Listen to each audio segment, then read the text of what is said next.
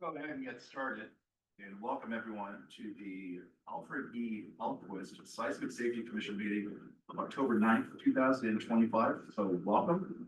If we can call it meeting to order, commission to order, and if you have a roll call, please, to confirm the quorum. Chair Rabbit, Here. Vice Chair Garnes. Commissioner Bumblebee, represented by Irina Brosman. Here. Commissioner Claire. Present. Commissioner Ward, represented by Lori Missouri. Here. Commissioner Kim Lopez. Here. Commissioner McGowan. Here. Commissioner Pellerin, represented by Tomasa Duenas. Here. Commissioner Silva. Here. Commissioner Welch. Here. Great, thank you very much. Appreciate that. Again, welcome today. Obviously a big day for the Seismic Safety Commission with the new executive director. We're going to hear from her a little later because we have a little bit of a timekeeping piece to accommodate one of our presenters. I just want to say welcome to Sarah McBride. Thank you again to Lori and Sarah for her intro work. Again, thank you to all the staff for their continuing great work. With that, we'll move on quickly then to public comment. Is there any public comment on items on the agenda, either from anyone in this room or?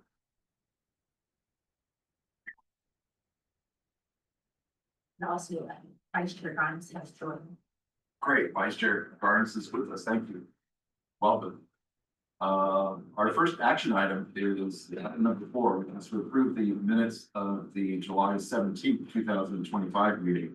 I'll look to my colleagues if there's any questions, comments, or concerns on the Seismic Safety Commission meeting minutes of July 17th.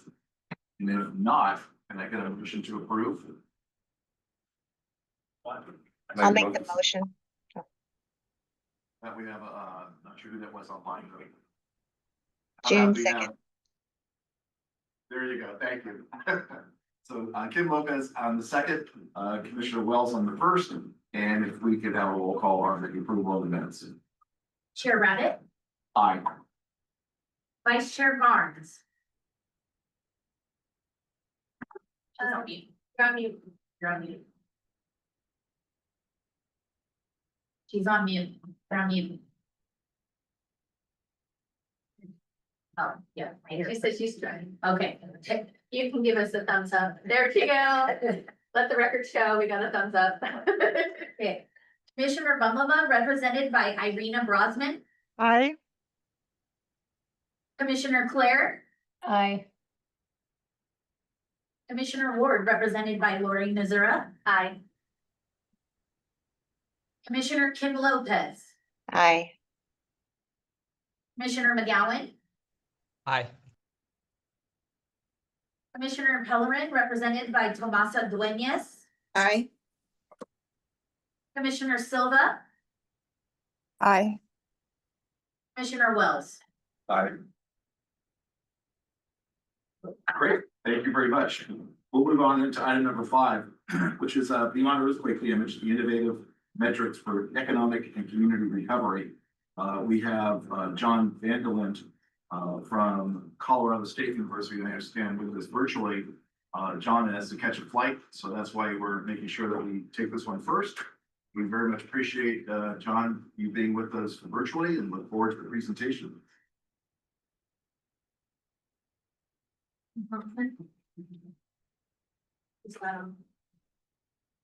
All We right, don't see him online yet. we don't see him online yet. Hopefully his flight wasn't early.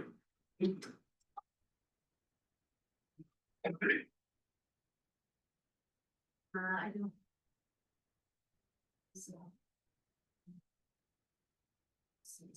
So we'll move on, and we'll jump back as need be. Why don't we move on to talk about our the logo use policy, which is item number 6. I think this one actually is pretty straightforward, but I'll look to our new executive director. Thank you, Chair Rollins. So with the logo revisions, just to highlight the authorized use, it's highlighted in our materials in yellow. I'll read this out loud. SSC reserves the right to request additional information regarding the intended use. As direction, the SSC may ask for a mock-up or draft showing of how the logo will be used and can impose those limitations and restrictions on its usage. Does anyone have any comment on the logo use and any guidance? Oh, Commissioner Silva, go ahead. Thank you very much, and I apologize for not being able to provide these comments prior at the previous meeting, but having worked in this arena, I would recommend that the final document include a picture of the size. So perhaps put a square around it and the dimensions so that there's no confusion as to what we mean by the size and et cetera. That's always helpful to know. Great, thank you for that. Anyone else have any questions, comments, concerns? This is an action item. So this is an action item, and with that, I'll look for a motion to approve the logo use policy with the revisions noted and with the additional comment by Commissioner Silva. So moved from Silva. Thank you. Can you give a second? Who said the second? I'm sorry. Commissioner Claire. Oh, thank you. With that, how about a roll call vote? Chair Rabbit, Aye. Vice Chair Garnes. That's a thumbs up. Okay. Commissioner Bubba, represented by Irina Brosman. Aye. Commissioner Claire. Aye. Commissioner Ward, represented by Lori Nazura. Aye. Commissioner Kim Lopez. Aye. Commissioner McGowan. Aye. Commissioner Pellerin, represented by Tomasa Dueñas. Aye. Commissioner Silva. Aye. Commissioner Wells. Aye. Motion passes. And then we also have the last speaker. I see that we have so Dr. Van Delent on with us now. And we'll jump back then to item number 6. Welcome. John, if you want to start your presentation, that would be wonderful. Okay, great. Thank you. I apologize for not being able to get on earlier. I was coming across campus from class, so. You sharing them some? Is he sharing?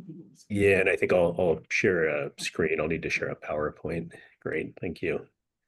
Well, first, thanks so much to the commission and everyone for allowing to rearrange the schedule slightly. I'm headed to ASC headquarters here for a meeting. So with the airports the way they are, I had to catch a flight. So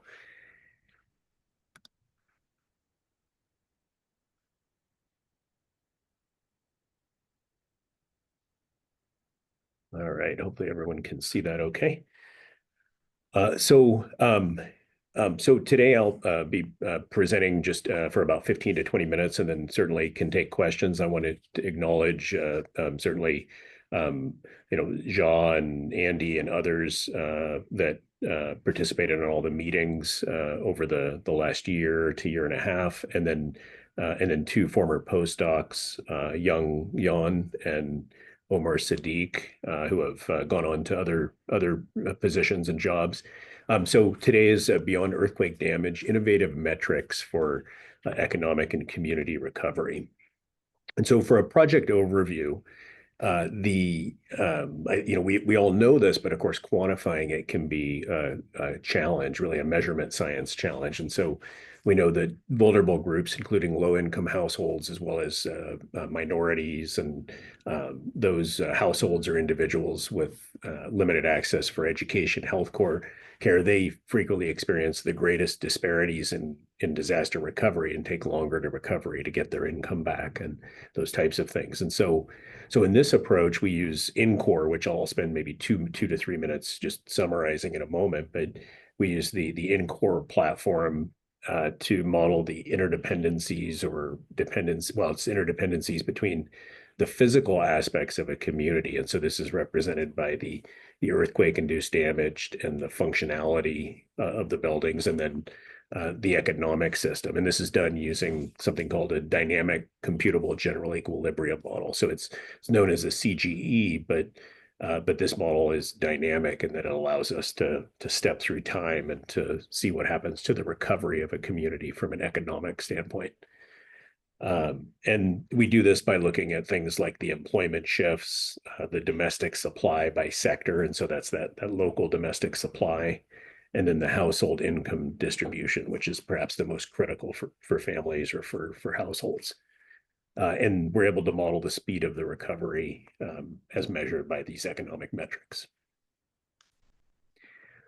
So to give just a very brief in-core overview, so in-core is the platform. It's we're able to predict damage probabilities at an individual building level, and we do this with this is physics-based, so it's transferable anywhere for the engineers in the audience today, and we do this with something called fragilities, and then predict not just how many, but which households will dislocate based on race, ethnicity, income, other characteristics. And we do this by taking census blocks and synthetically allocating into the household level. And this, of course, maintains privacy, and we don't have access to that data regardless. We do this with a housing unit allocation algorithm. But then perhaps most importantly for this presentation and this report or this project is to predict the changes in the community level incomes by household demographics, changes in gross product, and changes in tax base by sector as a result of the hazard, or what economists call the shock. And this is done with the computable general equilibrium model. And the whole idea of in-core and of this is to have the information to make resilience-informed, socially equitable decisions using the in-core platform. So we're able to look at 4 areas of community stability. These are population stability, and we have a number of different metrics. I won't go through those, but population stability, economic stability, social services stability, and then physical services stability. And so for this, in core, we start with this integrated community model. So in this case of Rio Dell, and then we'll look at 2 other communities as well, which I'll explain in a moment. And we can also look at transportation, water networks, electric power networks. But today we're focused mostly on the buildings themselves, and then when they lose functionality, and then the economy of that community. And so we do this, as I mentioned, in-core stands for the Interdependent Network Community Resilience Modeling Environment. And you can, of course, see why we use the acronym more frequently. And this looks at that economic health, that social health, the physical infrastructure, and simulates the damage and the losses all the way to this multidisciplinary recovery with integrated databases. The whole concept, of course, the whole idea is these alternative actions to enhance resilience and inform planning decisions. I'm not going through this other than to show that this is our community model. This is sort of that conceptual. This is what the platform's doing. Again, not going through this in detail other than to note that here we'll be inducing the damage that was found from post-earthquake inspection in Rio Dell, rather than using damage models and hazard models, attenuations, things like that. And then we'll basically go to the CGE and step through time here and be able to observe the recovery. And then this suite of policy decisions that will enter into this, this basically helps update this, and presumably, and that will be FEMA assistance at 6 months and at 18 months. And so one being considered immediate at 6 months and delayed at 18 months. So I'll jump past the economic models in the interest of time, but this is just a summary. It's actually a spatial dynamic in the case of these communities, because they're so small. We've eliminated the spatial component. It's less needed for the economics model. And then we can also account for population, employee dislocation, things like that. And the CGE model does this with basically by hundreds, sometimes if it's a large community, thousands of interacting equations. And this is developed by economists. It's the same platforms that are used even at the national level for entire nations. Okay, so the three communities we have in California, of course, Rio Del that was badly damaged and affected by the earthquakes, excuse me, and we spent quite a bit of time working with our colleagues at the commission to try and find communities that would two other communities that had enough similarity, but the sole difference being the income. And so what you see here is the out commuter is approximately the same. This is showing people in commuting, out commuting, and then people staying. And so this is just workforce. And then the median household incomes for Rio Del about 45,000, East Richmond Heights 112,000, and then our more affluent community at 250,000, Monte Sereno. So the concept is to get the equivalent level of damage. And so here we're seeing the red, yellow, and green taggings. And of course, meaning red unsafe, yellow is restricted use, and then green is inspected and okay. Okay to inhabit, I should say. And so here we see those inspections on the bottom left for Rio Del. And now what you'll notice is they're not in exactly the same places because this is in the in-core simulation. So this is the damage from the post-earthquake inspections. And so we've ensured that these are the same within each of those archetypes. And each of those archetype buildings will contribute to some portion of that economic model. And so that was basically looked at and then reversed to ensure that we're not changing what happens to the economics of the community, even if we change the exact buildings that are affected. They're in the same categories. So then we took that level of damage and reproduced that damage across the same building types, but in these other communities, in the more middle and affluent community.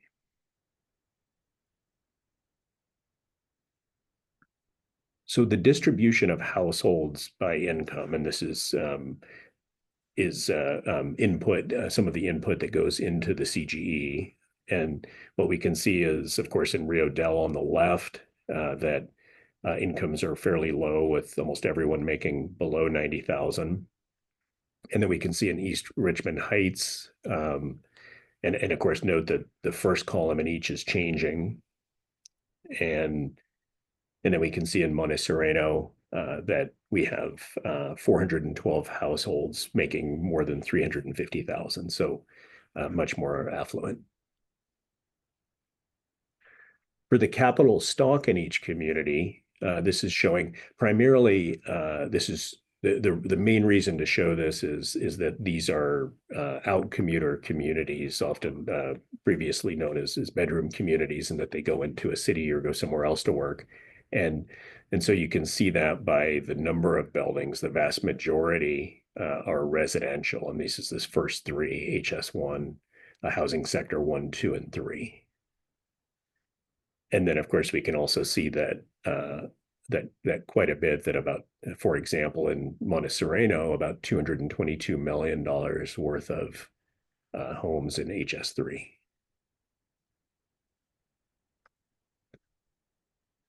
So our capital stock losses to this damage, and so this is to that simulation that I just showed, is showing about, and so in parentheses, it's showing the percent of loss for that building type, and it's showing then the capital stock loss in millions.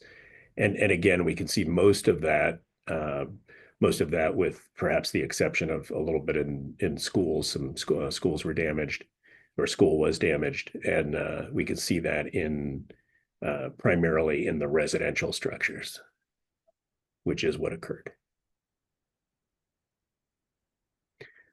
We looked at past events and worked closely with the commission engineers as well to determine what types of savings people had in past events. And it was found that people with incomes under 100,000 typically did not have savings that could be used, and people with between 100 and 150,000 had about 5% of their income available, and people greater than 150,000 had up to 10% of their income. And so this was considered the utilized savings. And this is documented in the report with the references and things like that.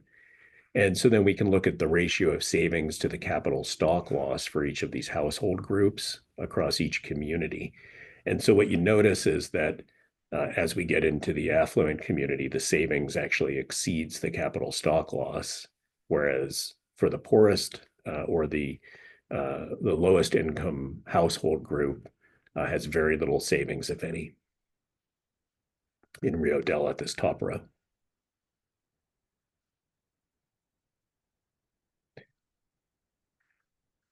So people often ask what the CG is doing, and I'm not an economist. I'm a structural engineering professor, but from our lead economist on the project, this gives it sort of a summary and that what the equations are doing within this. And so looking to the left at, say, the poor, typically a poor community or a struggling community that lower spending power, so businesses will struggle longer due to reduced demand, fewer opportunities for reskilling and upskilling, and so things that you hear about certainly in the news as the economy during a recession, things like that at the national level. But this is what happens in a community as well, and then lower disposable income is of course the key.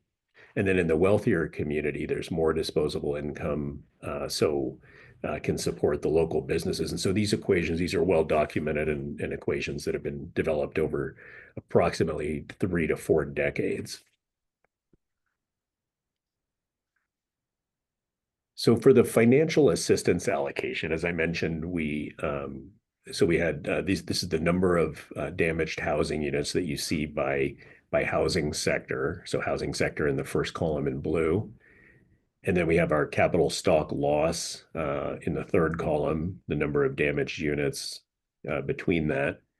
And then we had the FEMA funds that would be injected and if they had been given in millions and this was based on past events in California, what was the average.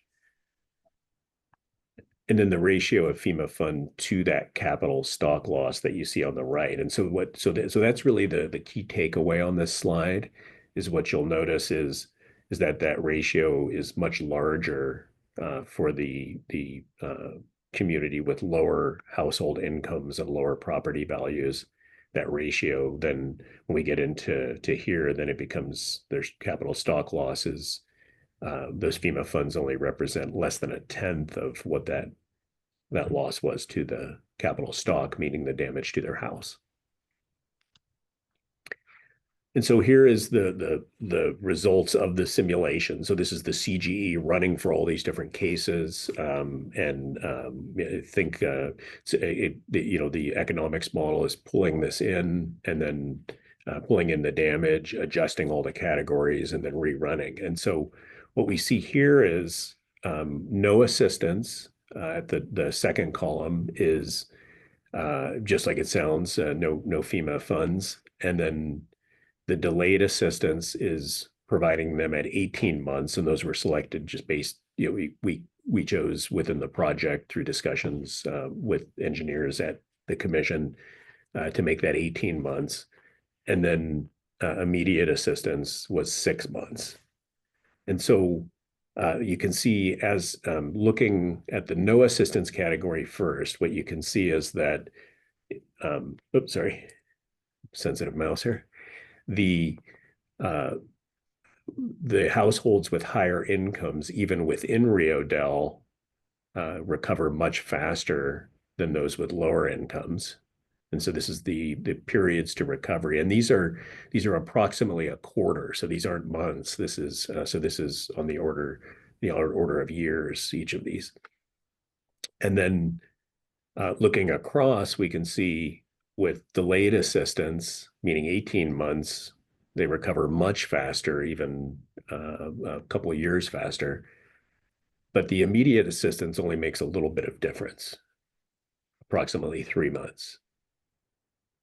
If we go to now looking vertically down in the no assistance category, what we see is that for Rio Del, overall, it's between 11 and 17 months.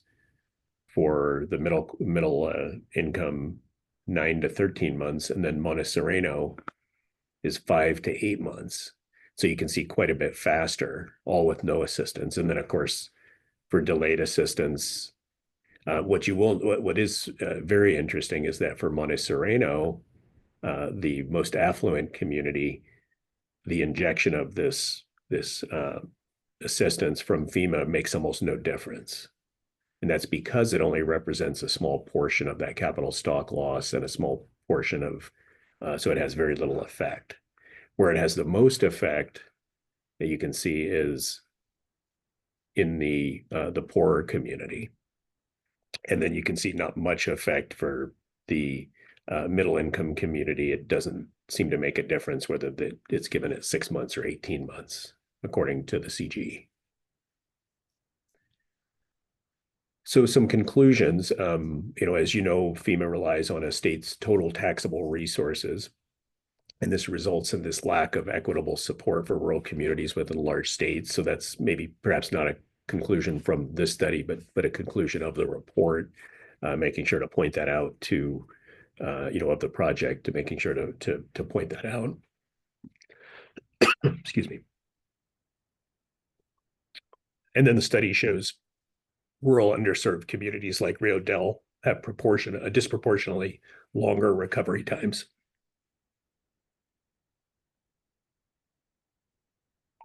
And then low-income households, excuse me, within the rural community have the longest recovery period.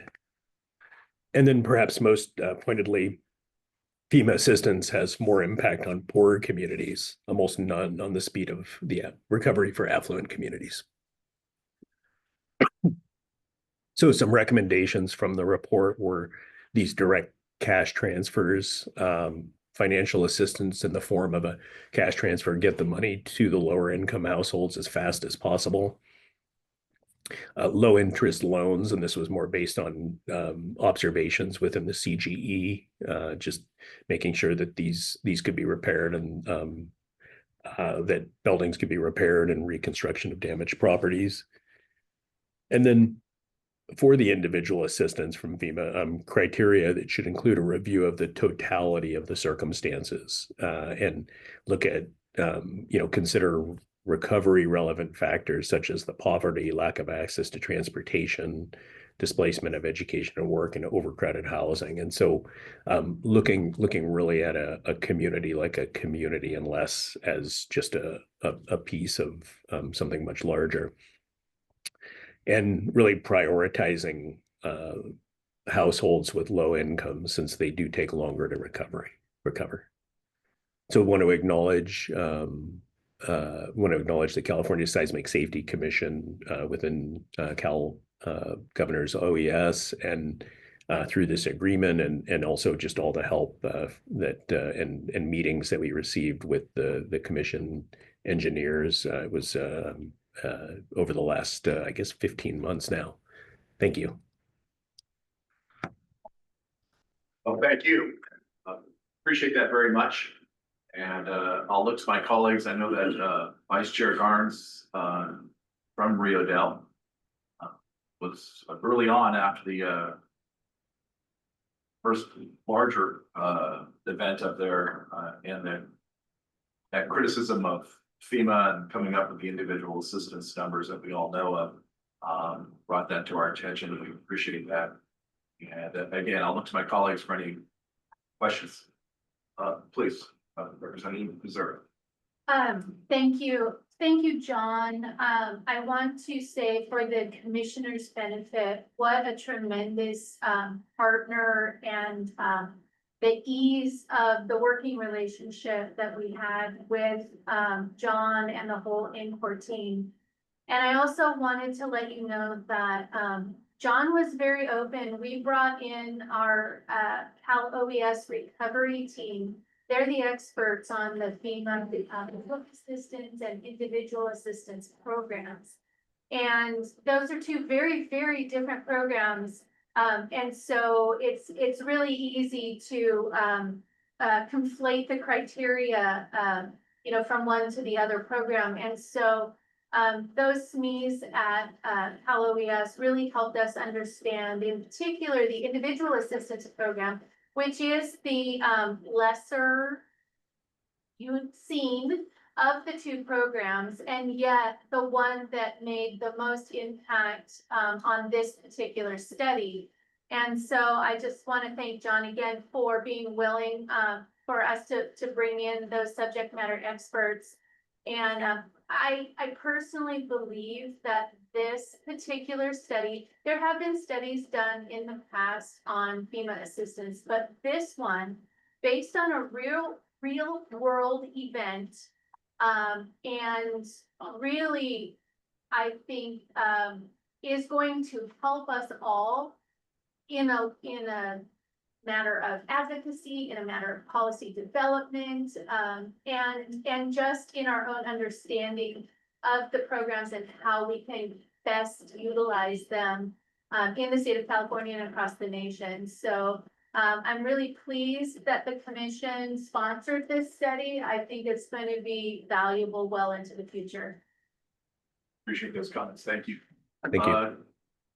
Commissioner Kim Lopez. I see Vice Chair Garnes has her hands up, so I'll have her go first, if that's okay.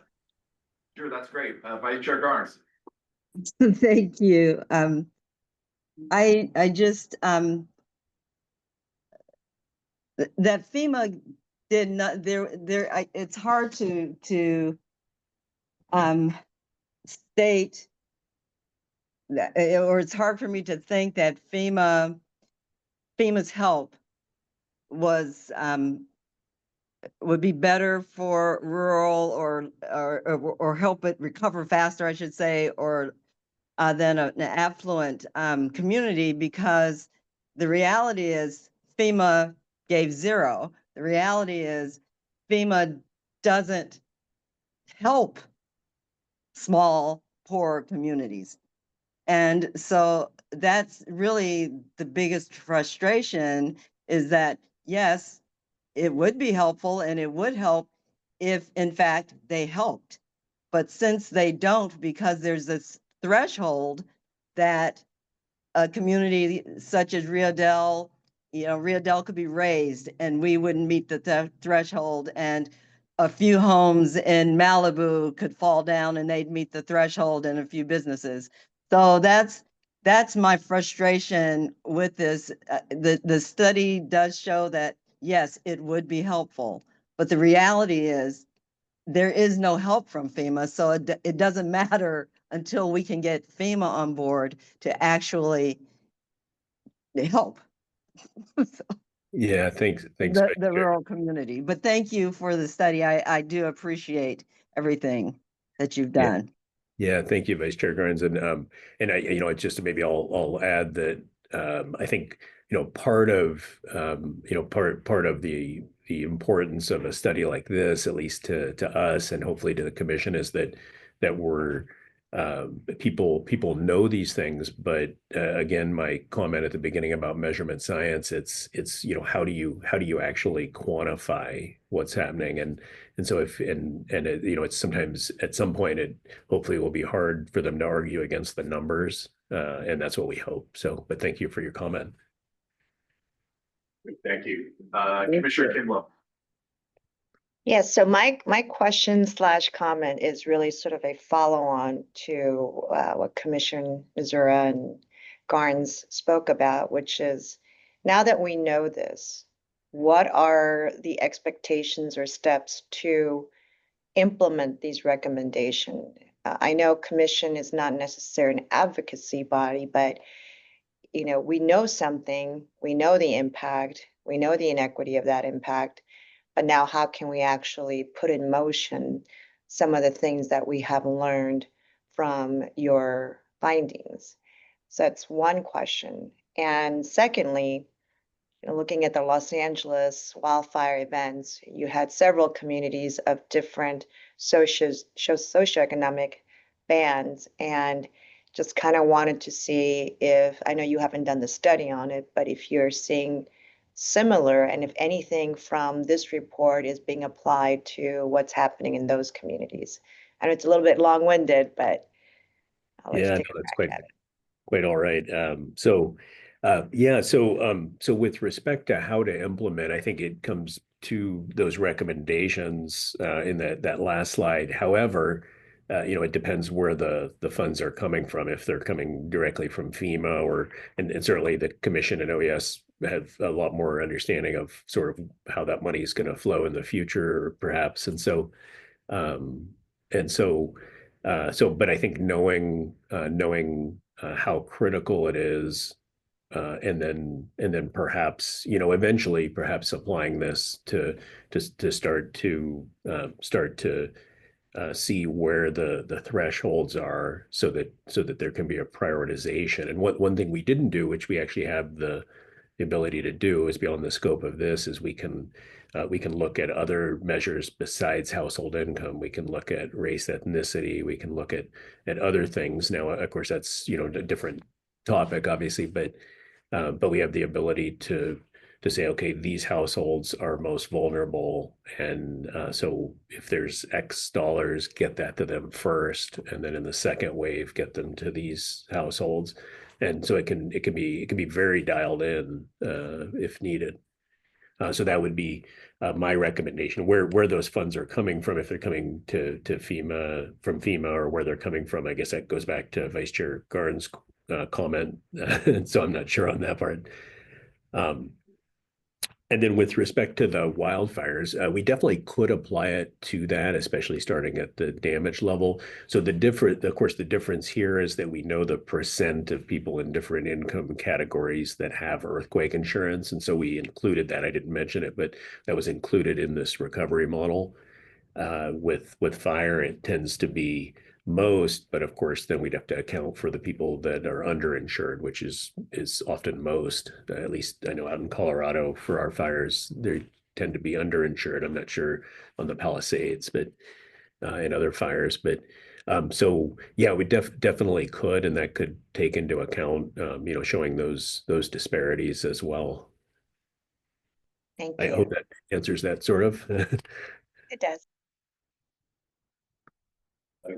Representative Missouri.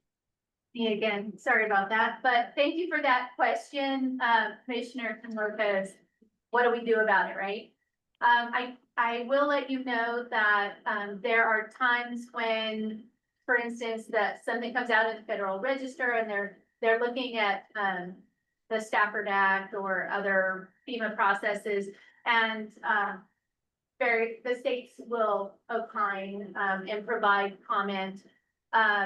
There's also times when the National Emergency Management Agency, NEMA, will put out surveys regarding FEMA assistance and ask the state's emergency management agencies about the assistance programs. And so certainly, in the past, we have opined about the thresholds for IA and how there are disadvantaging our rural communities such as Rio Del. So that's one way in which this can be used, because now it's data driven, right? Versus anecdotal. So that's one way. The other is the commission could consider sending this report, and it has a plain language summary now, and I'll let Dr. McBride speak to that, but we could send it to our representatives here in California. We could target those that are on specific congressional committees. We could target those that represent more rural communities. we can send it with a letter, that explains, you know, what, the recommendations mean for FEMA assistance going forward. So I think there's a lot that the commission can do. And I would support that just in response to the last comment, because when we get these reports, I feel there's a need to act on it. And, that's why the commission funds these types of studies. So all the things that you just said about what we can do as a commission, I support that. Great, thank you. Is there anyone else who has a question, comment? I just have one thing. Please. So we did add a plain language summary. Thank you, Representative Mistura, for leading that effort to develop these plain language summaries, to help some of us who are less technically oriented to understand these reports. And we are looking at doing that consistently for these reports going forward, so that it makes it just a little bit more accessible, again, for those of us who are necessarily technically attuned to some of the aspects of the report. So I hope that the commission found that in language summary useful. Thank you very much. And just as for myself, looking back at the experiences in our county with wildfire floods too, and those that needed the individual assistance needed it right away.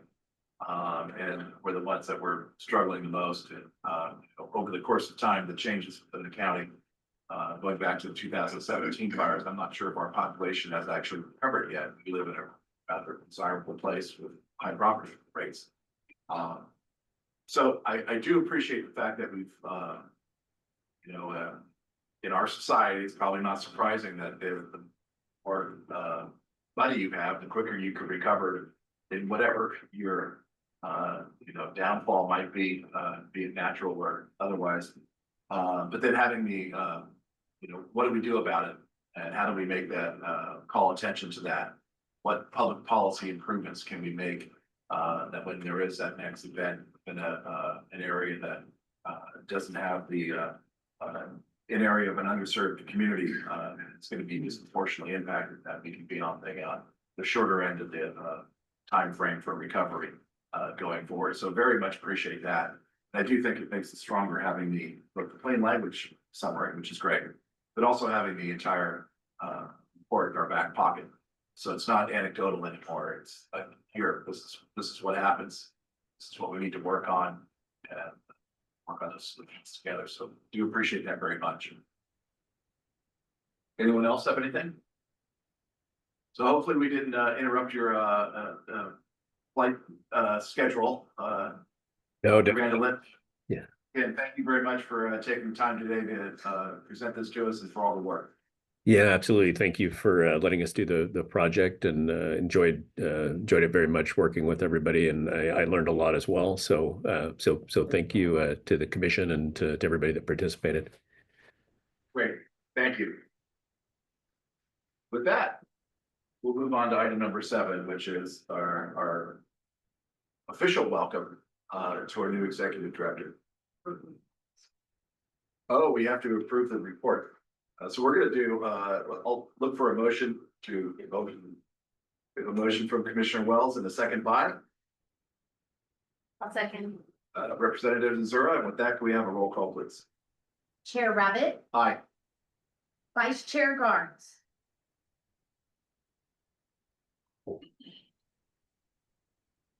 Vice Chair Garnes. I see it. All right, Commissioner Bubba, Aye. represented by, oh, perfect. Commissioner Bubba, represented by Irina Brosman. Aye. Commissioner Claire. Aye. Commissioner Ward, represented by Lori Nazira. Aye. Commissioner Kim Lopez. Aye. Commissioner McGowan. Aye. Sorry, it wasn't unmuting. Commissioner Pellerin, represented by Tommaso Dueñas. Aye.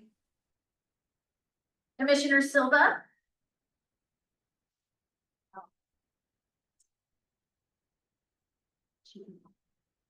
And Commissioner Wells. Great, thank you, and thank you for reminding me about that, motions. Again, moving on to item number 7. The official welcome of our new, executive director, and I want to thank, the entire commission, again, for, the process that we went through, and, so obviously, had great applicants. It was an interesting, process to go through, and very much appreciate the fact that, we have Sarah and Brian with us. They're new, going forward. Again, thank you, our interim director, and for the assistance from Cal OES going forward. So I want to say thank you, welcome, and turn it over to you. Well, thank you. First of all, I want to express gratitude to Chair Rabbit and all the commissioners that I've met with over the last month. The meet and greets have been so informative. And I want to thank everyone for taking their time to help introduce me to their perspectives on the commission and what their goals are and what they would like to see the commission do. I also want to really thank Lori Nasura, Representative Nasura, for her excellent leadership and mentorship into this role. Thank you for all of your time, and especially the staff who have been so great, holding my hand and helping me walk through this, especially in light of our program manager, Nicole Mendoza, left us 4 days after I started. I'm not taking it personally. She has left us to have a phenomenal job at the Department of Public Health. So we congratulate her on her new position. So thank you to the staff for having to both bring up to speed a new executive director, as well as fill in the gaps for our fantastic former program manager, Nicole. And I also want to thank all of my colleagues in Cal OES for making me feel so welcome and supporting me as I'm learning all the many aspects of Cal OES as well.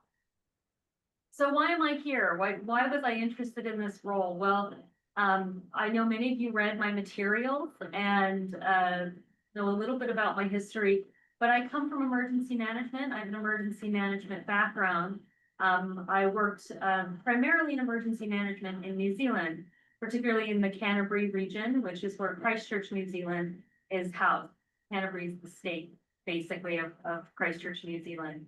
And I worked at that the Canterbury Civil Defense and Emergency Management Group for 4 years, from 2006 to 2010. And my job was to do public education and public information. And during that time, I did a series of roadshows, booklets, brochures, videos, all kinds of public education on earthquakes. And I heard throughout the region that they thought, well, this is really silly. Earthquakes will never happen here.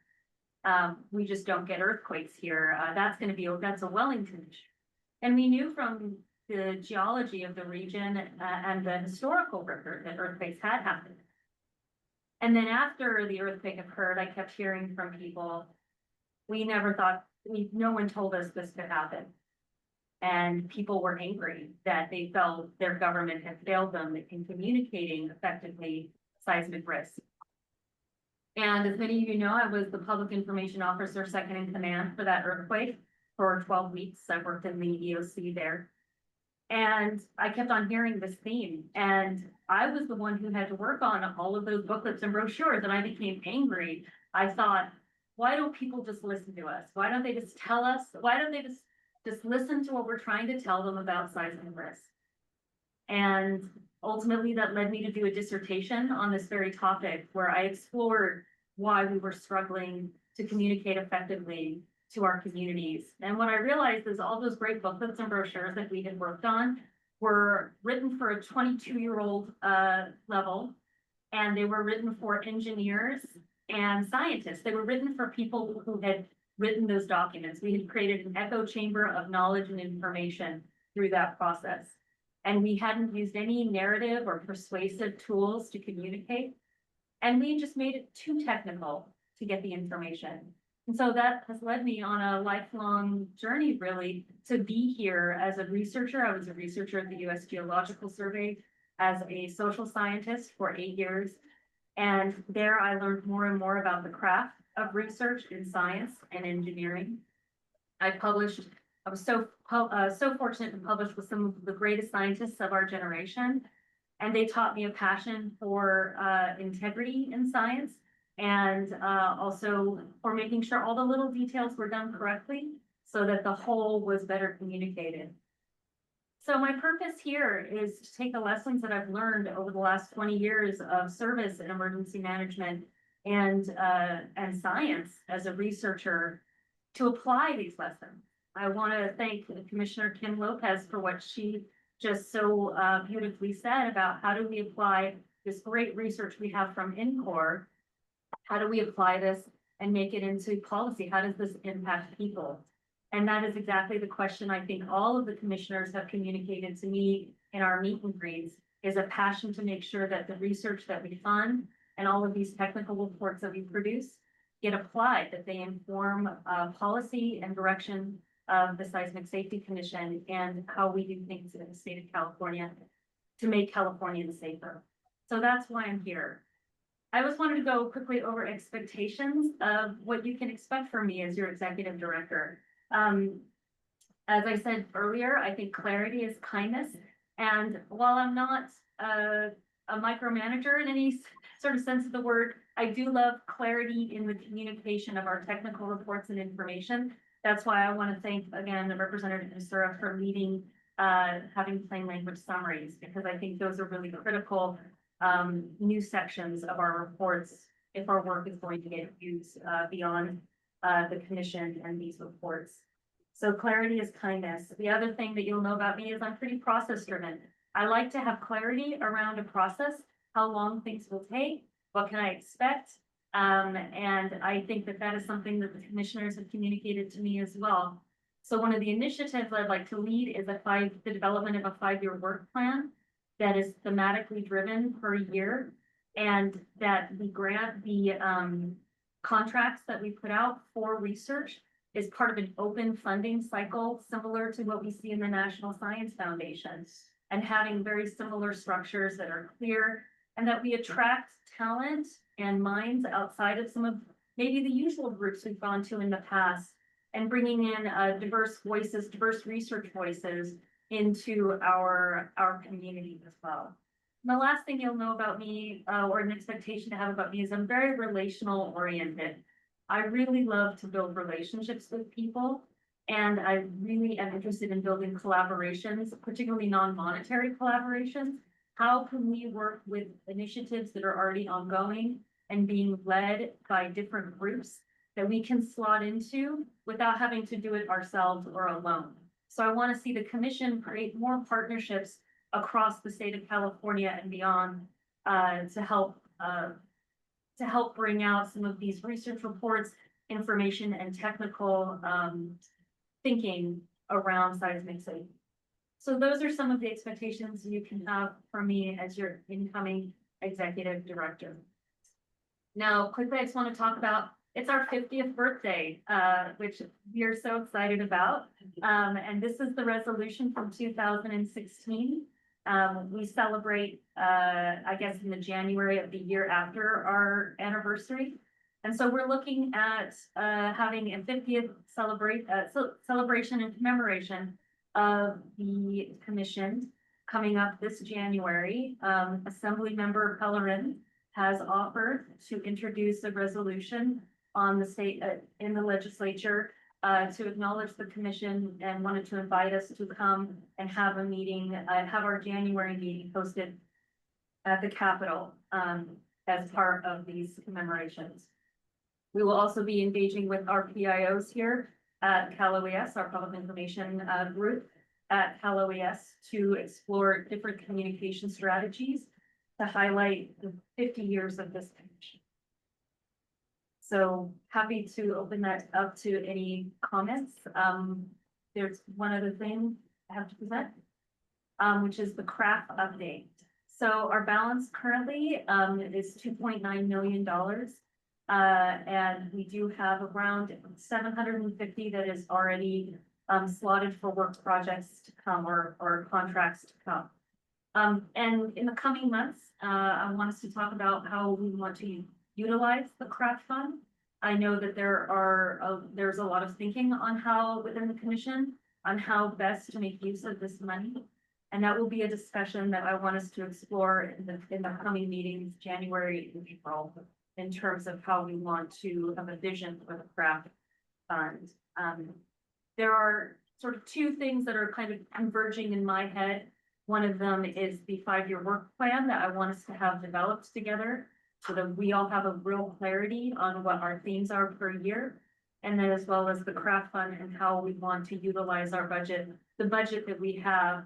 In most funding environments, we have a modest budget. But our researchers are hinting to us that every dollar is important right now. And so we want to be very mindful about how we utilize this budget to get the most utility for that budget as always. And so by having a 5-year work program that is thematically driven and clarity and process, I think will help us also have reflections around this craft fund, how we're going to utilize it going. So that's the craft. And with that, do any commissioners have any comments or questions or ideas for us? Anyone? I see Commissioner Kim Lopez. Well, first of all, I just want to welcome Dr. McBride. I had an opportunity to talk with her and Tanya, as most of us have, and we had a really good conversation. And I won't get into all the details, but the comment about partnering with others really resonate with me because there are a lot of efforts that are taking place. And just for the commission's awareness, one of the things that we did discuss was a work that's being led by the National Institute of Building Sciences. As you recall, several months ago, they were there in person to present to us. And I've been working in my capacity with them for the Lifeline Infrastructure Initiative to integrate water, energy, transportation, and telecommunication. And in January 28, 29 of next year, we will be kicking off this initiative in Orange County, sort of with a very California focused, working with a variety of partners like County of LA, LADWP. Lori's been intricately involved for Cal OES, just to name a few, to really develop this launch of a very important initiative. And that is something that I think that is very reasonable and manageable and practical that the Seismic Safety Commission can partner on and certainly present our presence and our voice and work with other partners to make sure, whether it's the report that we just heard or other policy that we really want to push forward, that we can link arms with some of these efforts that are already underway. And I know Dr. McBride will, have more on this for us, but I just wanted to take the opportunity to not only welcome, but also welcome her ideas. Thank you. Great, thank you. Anyone else have their hand? Vice Chair Gardens.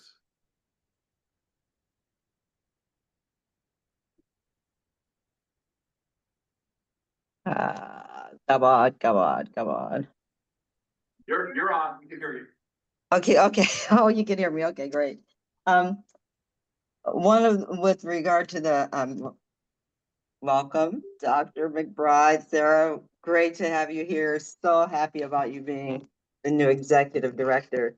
I want to say that first, but with regard to the craft fund, I think as the commission, we had already talked about a different way to go about how we award funds. And so I think that's one of the things that is very important to follow up on as the commission on how we are going to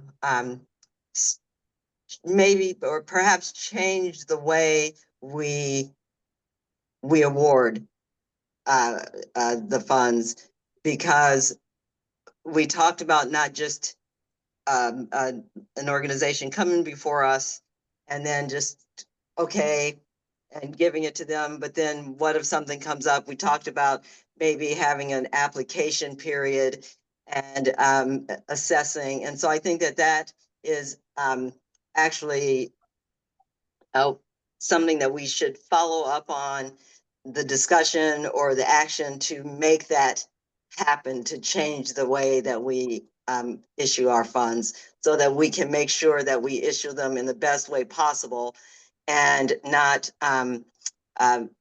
just first come, first serve, so to speak. Thank you. Anyone else? I do look forward to that discussion. I know that we've broached on that and we are worried.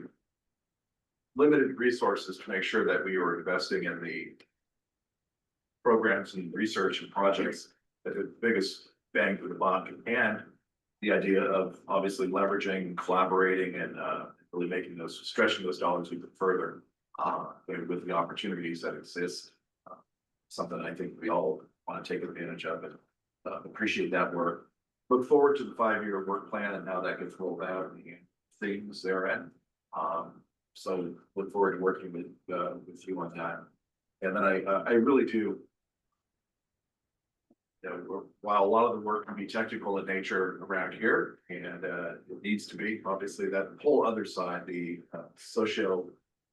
economic impacts and the recovery that takes place is so important to put out. And I think that I know it from my experience. I can say that it's interesting, but the most anti-government folks after a disaster seem to expect the most from government. And it's kind of a just reality I think we all deal with at some level. But I really like the idea of being able to push messaging out there. It's harder now than ever, as you know, to get information out, since people are getting their information in so many different ways. But look forward to that, as well as informing policymakers. I think the last item is indicative of that. I know for me, I would not want to know of a research project that is out there that I have access to or after an event. No surprises. So the less, more information that we just pass on, I think the better off we'll be. So looking forward to all those things. Anyone else? No, how about that? We'll move on then to item 8. And I'm not sure if you want to introduce this one. I know that John is going to do a brief presentation. This just was hitting the press, and we are going to adjust our actual action on this slightly to make sure that everyone has adequate time to review it and offer input. Oh, no.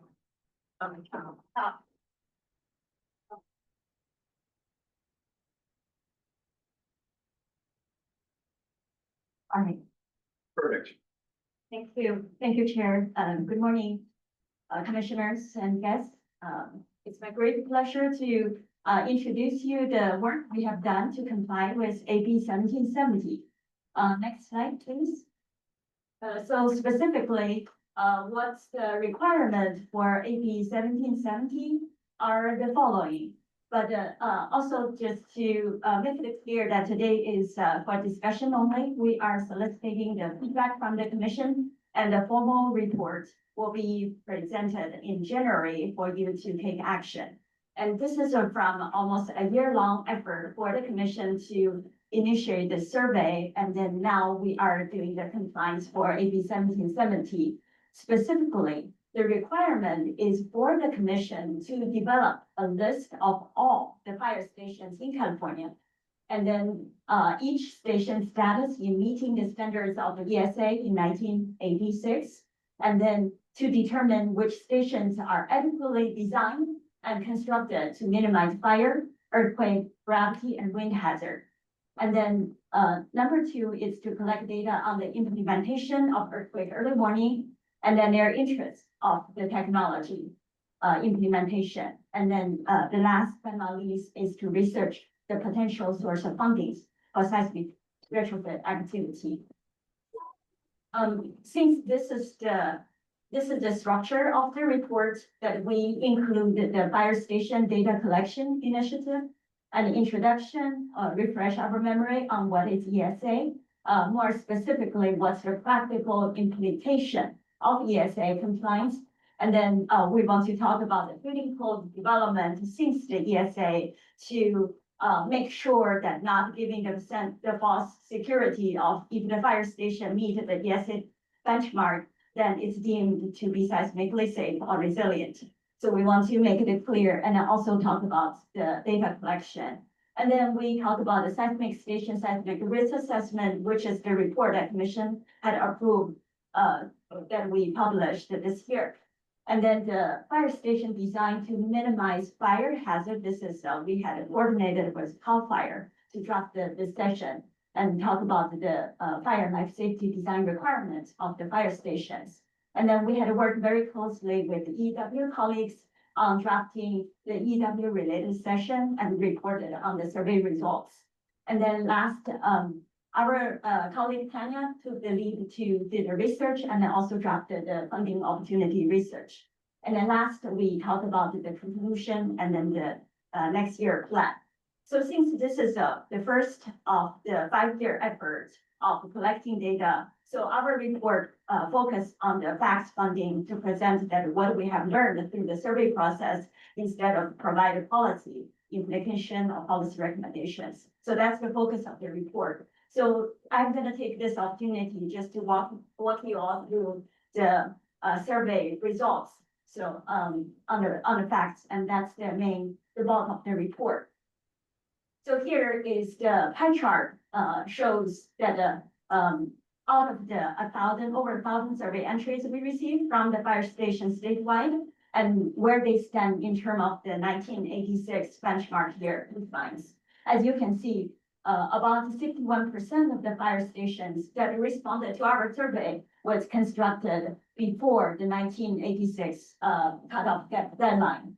And then the histogram on your right shows that the year, as you can see, the middle dashed line is the benchmark year, and the majority are prior to the 1986 ESA. And next slide, we're going to show the breakdown of how many fire stations before 1986 compliance are actually have been seismically retrofitted.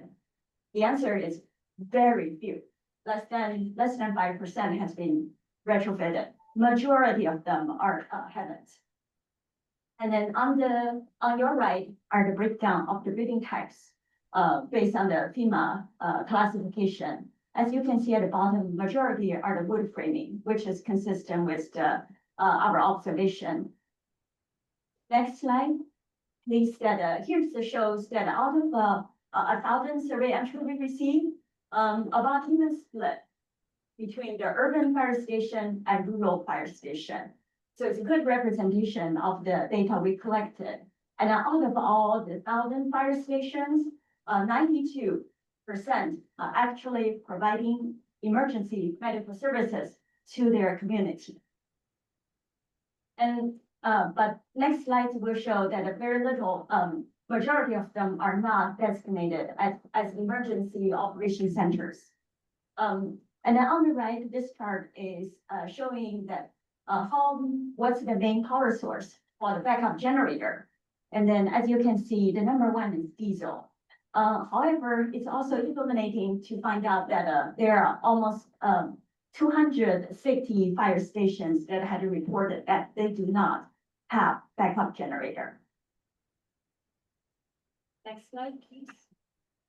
Here, since our experience with the Real earthquake, and that's not unique, and we all know that the fire station, the apparatus door gets stuck, so we took the effort to collect data on the age of the fire station's apparatus door. And as you can see, the mean is 1993. So that means that on average, our fire station's doors are 30 years old. And this is the survey results on how many fire stations has implemented earthquake early warning. And as it turned out, very few, about 1%. However, we have 38% of the fire stations reported they are interested in learning about the funding opportunity for earthquake early warning technology implementation. I think the next slide, please. Here is the summary of the funding sources that the staff had researched and summarized in the report. And then we, as you can see, we had reported from the federal side and also the state program. And then it ranged from the grants to the loan program. And then some are one time only, but we had listed since we have very good pilot study. For example, from earthquake early warning. And next, please, is the priority for this year. So staff will continue to process and analyze the data we have collected through the survey. And then we would expand the data collection to the remainder fire stations, about 2,000. And then we will stand ready to provide a technical assistance if the fire station reach out to pursue seismic retrofit efforts. And then we are working closely with the OES GIS unit to release a GIS-based tool to visualize statewide fire station seismic readiness from the survey results and also the from the seismic risk assessments that the staff has completed. So consistent with our new executive director's vision to leverage the data to bring this to the public awareness, working with GIS and OES Seattle. And that last is want to take this opportunity to acknowledge the partners that we have. First and foremost is our ad hoc meeting members to provide the consistent guidance and steering and review the reports as we are embarking on this effort. And then also the Cal OES Fire and Rescue Unit Chiefs, Chief Cullen is recognized here, along with Chief Marshall to help us to design the survey, to run pilot of the survey, to confirm that the questions are clear, and also roll out the survey through the fire station networks that they have. And then EW had an assistant drafting the report, review the survey results that EW related, and also review the reports as a whole. And I appreciate their comment and feedbacks. And then Cal Fire provided the survey response to all the fire stations, hundreds of stations in Cal Fire, and also that they help us to review the drafts on especially on the fire and life safety code. And last but not least is we are working ongoing with the OES team to design the data product. So that's the, do we have more? That being said, I'm happy to receive feedbacks and answer your questions. Thank you for your attention. Great. So once again, we'll go more in depth in our January meeting. So, because we know that everyone just received the report and very appreciative. I have a quick question. How many total fire stations are there in the state? What percentage does the 1,036 represent? You mentioned another 2,000. I wasn't sure what the total number was. Yeah, based on the high field data, it's about 3,500. So we collect about 1,000, so less than a third. Okay. But we're still working on additional outreach on that? Yes, we closed the survey for this year because we have a data cutoff to analyze the data, but then it will be ongoing that we will knock on the chief's door again to help the second round of data rollout, survey rollout. That's great. And I too want to thank Commissioners Claire, Gold, and Wells for working on the ad hoc. And look to my colleagues, any questions?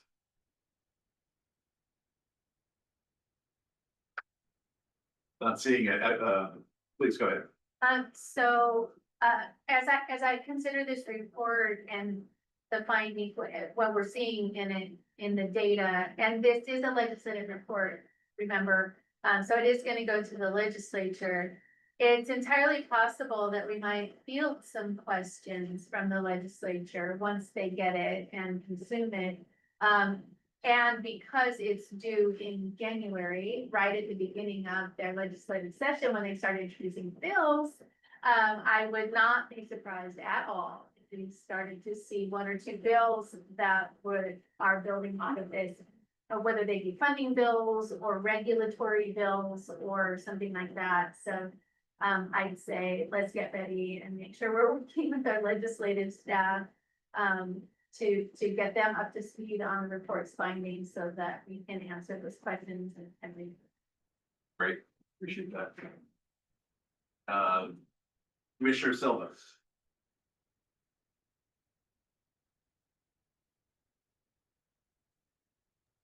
All right, thank you very much. I think that was Commissioner Nazura or Representative Nazura who was making the comments about potential for legislative action on this.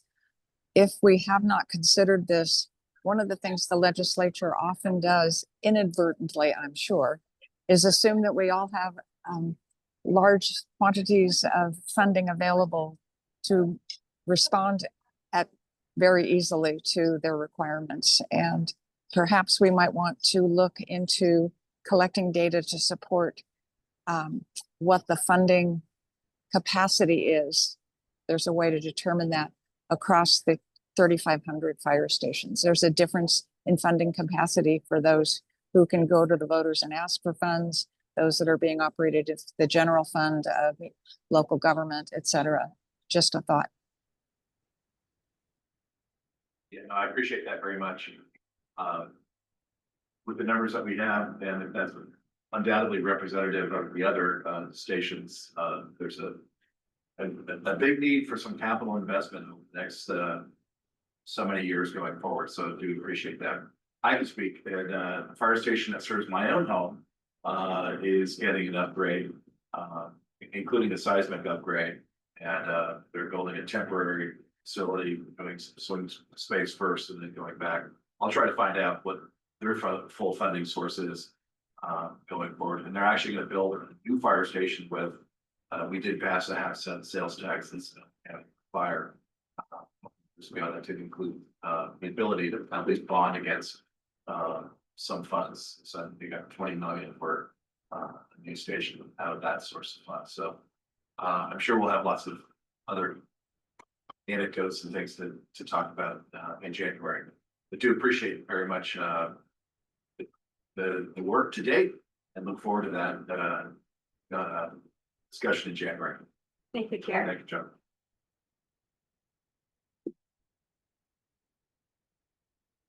So with that, we'll move on to item number 9. It's an AB 100 report on the Department of Healthcare Access and Information, part of the HCAI. And we have Chris Tokus, the Deputy Director of the Office of Statewide Hospital Planning and Development with us. Thank you for being here. Thank you for your patience as well. Oh, it's always a pleasure. Mr. Chair, Commissioners, Commissioner staff, Chris Tokus, with HCAI, Department of Healthcare Access and Information, and the Deputy Director for OSHPA, the Office of Statewide Hospital Planning and Development. I'm here today to give you a briefing on the report required by AB 100 on the status of the California Hospital Seismic Compliance Program. So let's go to the next slide. Our report basically outlines the HCAI OSHPA seismic safety programs, as well as the various what I would call products that they are designed to enhance California hospital resilience, public safety, and emergency preparedness. The report highlights the value that these initiatives bring to the people of the state of California by reducing risk, improving hospital building performance, and supporting long-term recovery planning. Now, this slide summarizes the key components included in our report. Now, these efforts reflect HCAI's commitment to proactive seismic risk reduction and also, and more importantly, collaborative resilience planning. So the next slide. Now, the purpose of our organization is to enforce the Alfred Arquist Hospital Seismic Safety Act. OSHPA's primary objective is to advance the partnership with healthcare design professionals and providers to build safe, sustainable, and resilient hospital facilities for all Californians to remain functional through all disasters. The 1973 Seismic Safety Act bestowed upon the office 6 basic areas of responsibilities, and they are enumerated here. So today I'm going to again give you a briefing on the status of the hospital seismic compliance program, one of the most important programs that they are under our authority today. I believe that all of you are familiar with the California Hospital Seismic Safety Program. We've been talking about it for quite a few years. And what Jeff presented earlier, this has similarities. However, in order to truly appreciate the program and the progress made today, it is essential for me to take you back to the genesis of the program. So today, all hospitals in California are designed to remain functional during and after a seismic event. That was not always the case. In 1971, we saw San Fernando earthquake basically putting us, I guess, on a different path.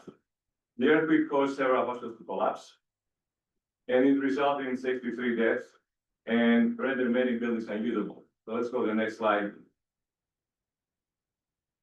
Now, the problem is when a hospital building basically gets damaged, it does not recover the day after. It does not recover the week after.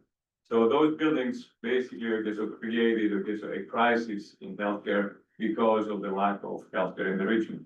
This disaster highlighted the critical need for us here in California to have functional hospitals post-earthquake, leading to the enactment of the Seismic Safety Act of 1972.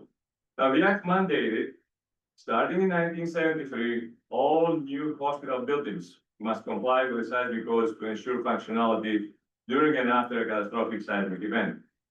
However, the act did not apply to existing pre-1973 hospital buildings, leaving many non-conforming structures with questionable earthquake performance still in use. Next slide. 1994, moving forward, we have the Northridge earthquake. The earthquake demonstrated the effectiveness of the Seismic Safety Act in improving the performance of post-1973 hospital buildings. However, the earthquake also showed us, that the pre-1973 hospital buildings, again, so they were of very serious question of performance, and it basically moved forward, legislation that resulted in the enactment of what even today we refer to it as SB 1953.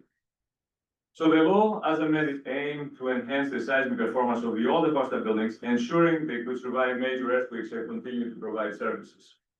Now, this timeline at the bottom of the slide depicts the seismic compliance milestones as originally intended by the 1994 law. The seismic compliance portion of the law was based on a two-step approach. Number one, it required hospitals with significant collapse risks, what we call SPC1s, and I'm going to explain that in a minute because I see we have some new members in the commission, to be upgraded and be removed from acute care services by 2008. And second, it mandated all acute care hospital buildings by 2030 must be capable of not only surviving that, again, a major earthquake, but also must be capable of providing ongoing services after an earthquake. However, several legislative extensions pushed the 2008 compliance date for those collapsed buildings, those SPC1 buildings, those 1,000 buildings, we get to 2013, 2018, 2020, and then all the way to 2025. Next slide. All existing buildings have been seismically assessed, and they have been classified in one of the 5 structural performance categories based on their level of seismic resiliency, meaning their seismic stability and seismic functionality, SPC1 or SPC5s. SPC1s and SPC2s are pre-1973 buildings. Depending on the hazard they pose, SPC3s, 4s, and 5s, they are post-1973 buildings, what we call conforming hospital buildings, built in accordance with the Act. So again, so these performance categories quantify the expected structure, because we do have a different rating for the non-structural components and systems. To the building, so due to the seismic forces expected to be experienced during, so the useful life of the building in this case. So the next slide. So back in 2001, when all the seismic evaluations were submitted, to OSHPD, as you can see, we had 2,627 general acute care hospital buildings. And 40% of those were SPC1. 40% of those, they were collapsed hazard buildings. Moving today, so you can see, so the again, pie chart, on the right, we have 3,336 buildings in 414 facilities. But the good news is that 80% of those buildings are SPC3s, 4s, and 5s. They are conforming buildings. We have made a tremendous amount of progress from that sector. I wish I could say the same, so for the remaining sector, which we call the SPC2 buildings. And the reason why I separated so the pie chart in the yellow and orange is because there's a misnomer out there. The misnomer is that an SPC two building is a good building. The misnomer is that an SPC two building is a life-safe building. Those are pre-1973 buildings. Those buildings basically they were built to the commercial standards because of the, again, pre-1970s regarding variety building codes. What we did in 2007 and what we did in 2010, because of the number of SPC1 buildings that we had, we prioritized the worst ones first. And then we used what's called the hazard methodology, which we basically wrote our own, quantification criteria and based on the probability of collapse of those buildings to bring the worst ones first. Now, the better SPC ones, so they were reclassified as SPC2Hs, and thereby they were lumped into the SPC2. So we still have again, as you see there, a pretty large number of SPC2Hs, 505. Through SPC2s, so in this case evaluated, so they're 146. So that gives you an idea of how this works. Let's go to the next slide. Now, this graph tells you what really happened with the hazard methodology. You can see the red line there. Again, so we had by 2007, we had 1,132 SPC1 buildings. And then when we started using the hazard methodology, those buildings were getting reclassified, and thereby they were moving into the yellow line, which is the SPC2 line. So that pretty much says it all in this. That's why we have the SPC2 buildings. Let's go to the next slide. Now, again, it's very important for me to point out what an SPC2 building is. It is not a hotel grade building. So it is a typical commercial pre-1973 building in this case. What does it really mean when we say, and it is part of the building code, so I'm not going to change it, so it's what we call a building that meets the life safety performance level. But what does that life safety performance level mean? The building basically, so it will see damage during an earthquake. That building, so maybe it will be yellow tag, maybe it will be red tag based on the damage that building is going to see. So that's why I did include, so in this case, so this particular slide, to quantify, so the term SPC2 and how it is being utilized, so again, by various entities out there. Let's go to the next slide. Now, the question that comes quite often is, okay, you gave me the numbers building by building, but how many facilities, so they do have at least one SPC2 or more. So what you see right here is 60 of our facilities, 60 or 40, for 414 facilities, 60% of them. So, and essentially, so in this case, 251, they do have at least one or more SPC2 buildings. Versus, so 40%, which, again, on the structural performance level, they do have, what SPC3s, 4s, and 5s. So let's go to the next slide. And I'm preaching to the converted, but I'm using this slide for a reason. So why? So because there is a statement out there that all coastal buildings in the state of California have been quantified, so for the same seismicity, for the same seismic force, for the highest force. That could not be farther from the truth. That's not how we do earthquake engineering. That's not how we design buildings. Buildings are designed to the site-specific hazards, as simple as that. Now, again, I'm sorry, I'm pretty the converted, but this map shows the variation in seismicity, so in the state of California. So do me a favor and click on that. So if I'm gonna build a building, so that, advanced, so that I can, unfortunately, I have some animations there. If I'm going to build a building in a low seismicity area, because in California, we do not have no seismicity. In California, we do have seismicity in this case. That building today, it is going to be, so again, at a median occupancy, so it is functional level of performance. If I physically grab that building, click again, and I move it in San Francisco, I move it in a high seismicity area, click again, that building will be a collapsed hazard building. Why? Because it was designed to a completely different seismic level. So I hope, so that basically illustrates the situation. Let's go to the next slide. And again, I apologize, so a similar situation presented in a different format. Same map, so click once, so and then, so let's say that I'm gonna build a building, in a low seismicity area. Look at the frame. The frame is going to be, so pretty light, so. Click again. If I'm gonna build another building in a higher seismicity area, the structural frame that you see there is depicted in the gray in this case, is gonna be a little beefier. That's a term in the code.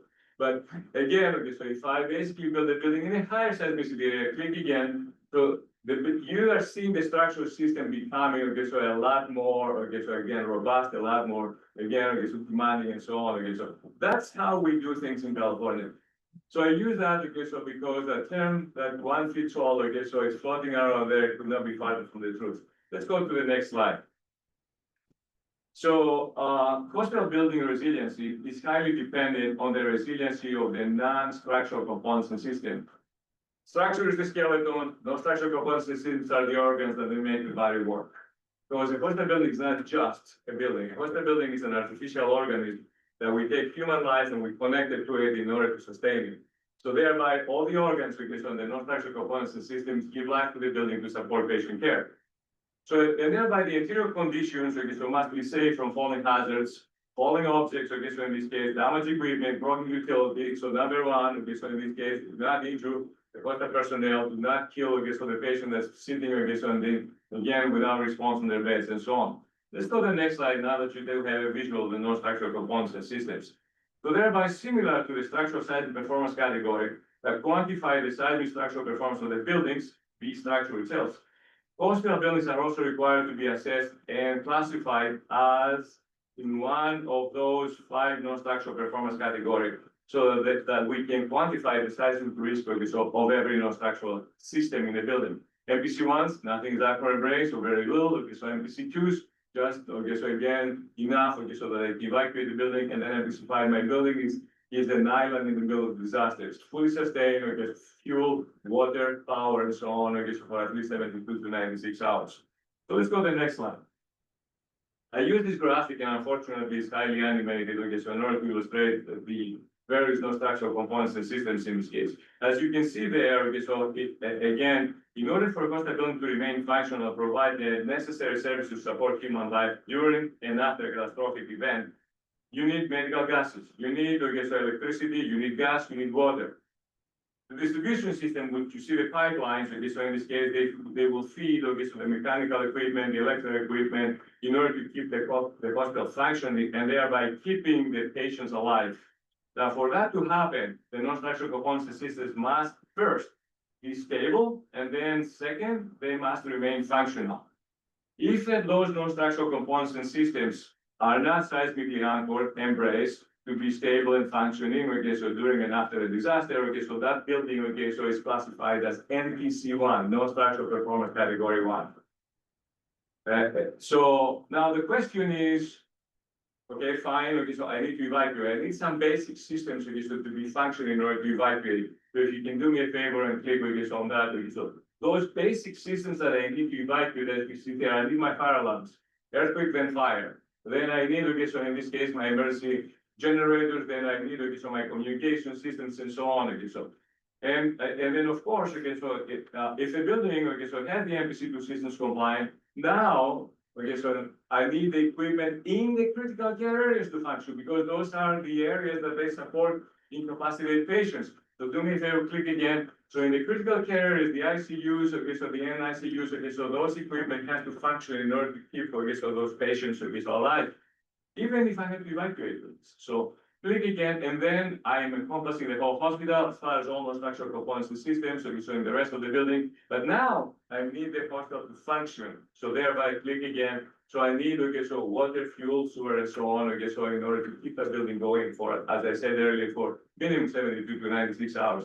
Why? Okay, so every disaster, every emergency is local. And thereby, okay, so in this case, the statement has been made, don't you worry, we're gonna evacuate, we're gonna move the patient somewhere else. Okay, so when? 2 days later, 3 days later, it takes days to evacuate the hospital. I'm sorry for my passion, okay, so, but this is my life, okay, so. So let's go to the next slide. So I wish that I could tell you that I have the same results on the MPC side of compliance as the SPC side of compliance.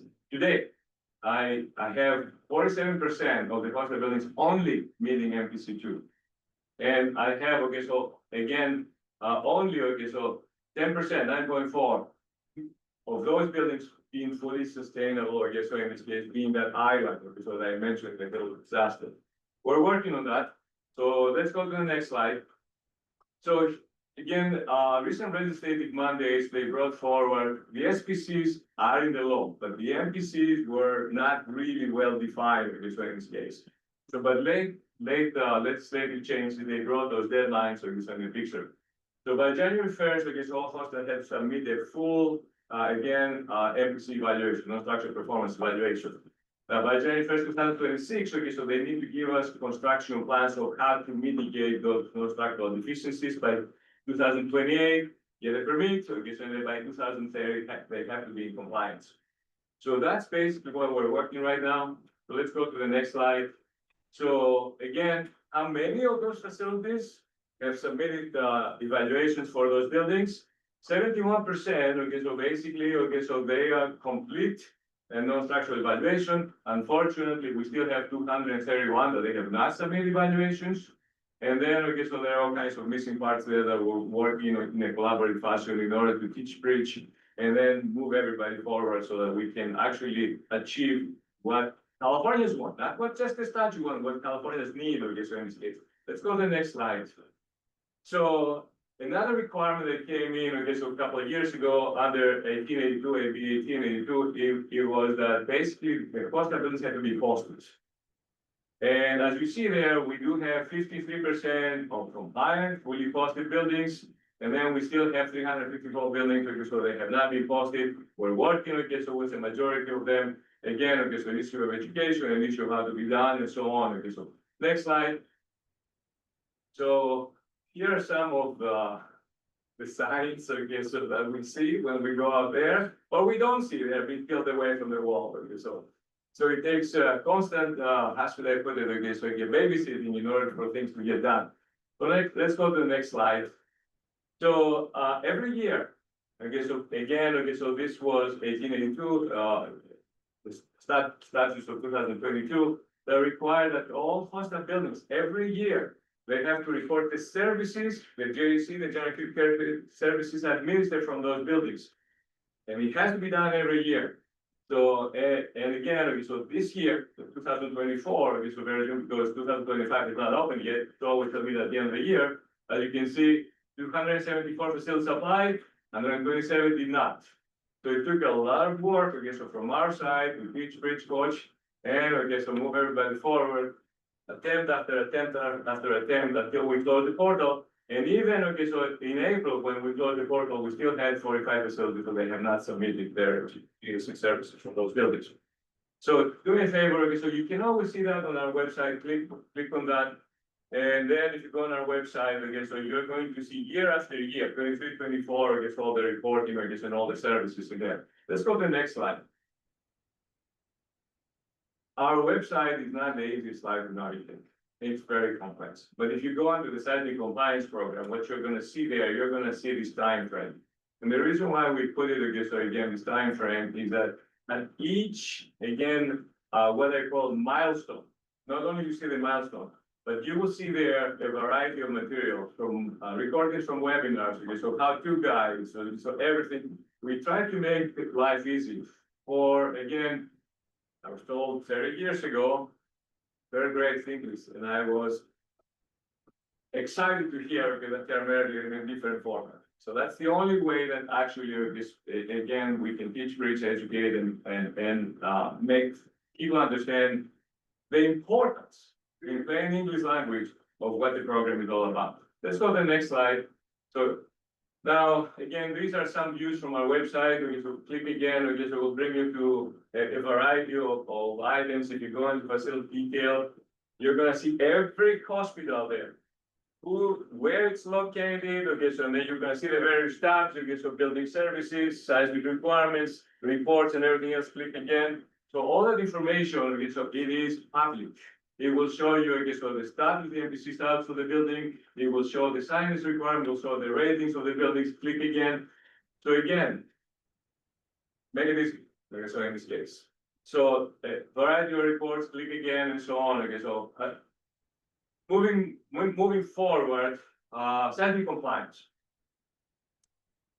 It's a big program. It's a very expensive program, and basically, again, the way that I like to present it, if you don't know, you cannot plan ahead.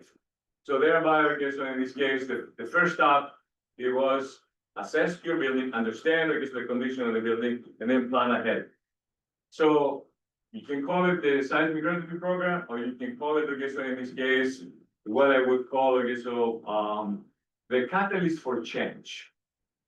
Why, I guess, in this case, because when you know, I guess, the condition of the building, now you look ahead. Is this building, again, viable for the future? Healthcare is changing day in and day out. So thereby, I guess, in this case, the seismic compliance planning was a requirement from day one. But the statute did not have, I guess, again, these, what I should call, I guess, the mandatory requirements. It says, I guess, it shall be updated. But it didn't have the mandatory requirement to be updated at what intervals.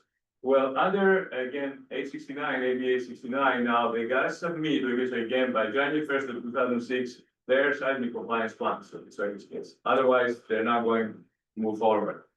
So we are actually waiting here for those compliance plans to be submitted, okay, so because the time frame is coming very close. So that's another requirement, again, in order to move the program forward. So let's move to the next slide. So this is a program that's close to my heart. And this program, why is it close to my heart? Because it deals specifically with the small and rural hospitals. It's a relief program that came into our life, which is under 395. So the mission of the small and rural hospital relief program is to support and enhance the effort of small and rural critical access hospitals to preserve access to, again, acute care services for the community that they serve. There's money into that program. There's not a lot of money, but there's money in the program, provided that money is used for seismic compliance. So let's go to the next slide. Again, with this, we get about 2.6 million per year, and it comes out from the excise tobacco tax. Not a lot of money, but we also received another $50 million. I guess it was one-time funding. We have awarded $9.5 million for 17 facilities, and we are going forward with more facilities. Remember, those are, again, rural areas. Those areas, okay, so they need healthcare, okay, so in this case, they don't have that many choices. But the beauty of this program, the reason why I say that it's close to my heart is because it gives us the capability to provide technical assistance, teach, preach, coach, educate. And what really happens, I guess, is, again, okay, so design professionals are gonna go there, they're gonna evaluate the buildings, they're gonna say, you need X number of bricks and sticks. They don't really need X number of bricks and sticks. But then we take a look, and I'm gonna show you later on, and we'll, again, tailor it to what's really needed. So because here's the money, okay, so in every step of the way. So we are put in a place to reduce the scope on the absolute minimum so that we can move forward in this case. Now, maybe that's not what they wish for. However, they will get what they need for it. So I'm going to give you an example. There was a situation of where, again, the materials assessment program for a facility, the contractor wanted $8 million. Why do you need so many concrete cores? Why do you need it and so on? Okay, so that's all you need to assess the existing materials and so on. Okay, so it came down to $2.5 million. So anyway, that's the collaborative approach that we're using in order to make the program, okay, so move forward. Let's go to the next slide. So when we basically, okay, so we engage, okay, so we identify the compliance scope, okay, so we provide the recommendations on the minimum required seismic scope, and then we review the contract, okay, so, and then, okay, so we look at the cost, okay, so, and then that's where we engage, okay, so, and we, how should I put it, we tailor it the right way, okay, so in order for the money to have, okay, so the maximum return. And then, of course, okay, so we help them on how to move forward and apply for the grant, and then we continue supporting, okay, so every step of seismic compliance for those facilities. Next slide. Again, for us, it's extremely important to do outreach. It's extremely important to hold hands. And you can see here, just for this year, okay, so the number of webinars, seminars that we're doing and what we're planning to do, but it doesn't stop there. I do house visits. I go there. How do you, again, what do you think with this? So how can we help and so on? So next slide. So today we're at $23 billion of work.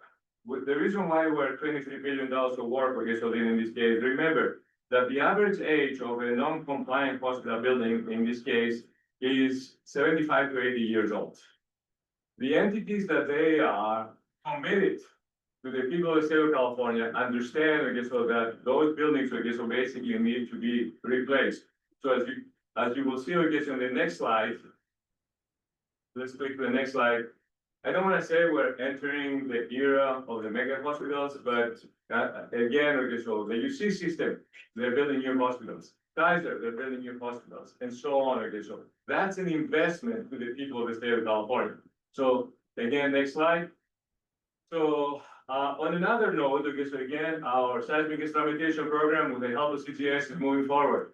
So today we do have 85 coastal buildings instrumented in the most key location, the most probabilistic, again, locations, okay, so as far as where we are going to have an earthquake, okay, so in this case. The time window unfortunately is quite long, okay, so but we're still waiting. So, however, even the smaller earthquakes, they give us the data that we need for research and so on, okay, so. This year we had a little setback. I don't want to call it setback, okay, so instruments get old. So we basically had to replace 34 free field stations, upgrade to get all old recording equipment, and that came from money from CalOS. Okay, so in this case, we thank you for that. So again, we have another goal, okay, so on the seismic instrumentation program. So if you can click to the next slide. Now, we don't have that many single story wood frame buildings that they have been instrumented.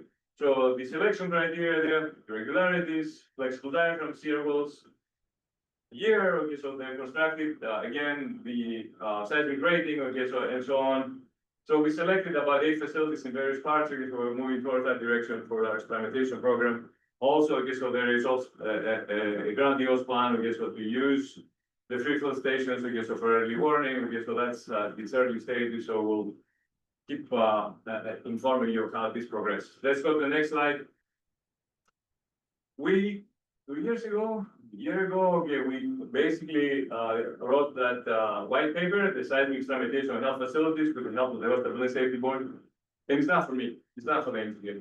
It was written for the owner. It was written for the public. What is the benefit of instrumentation in those buildings? It was written in plain English language.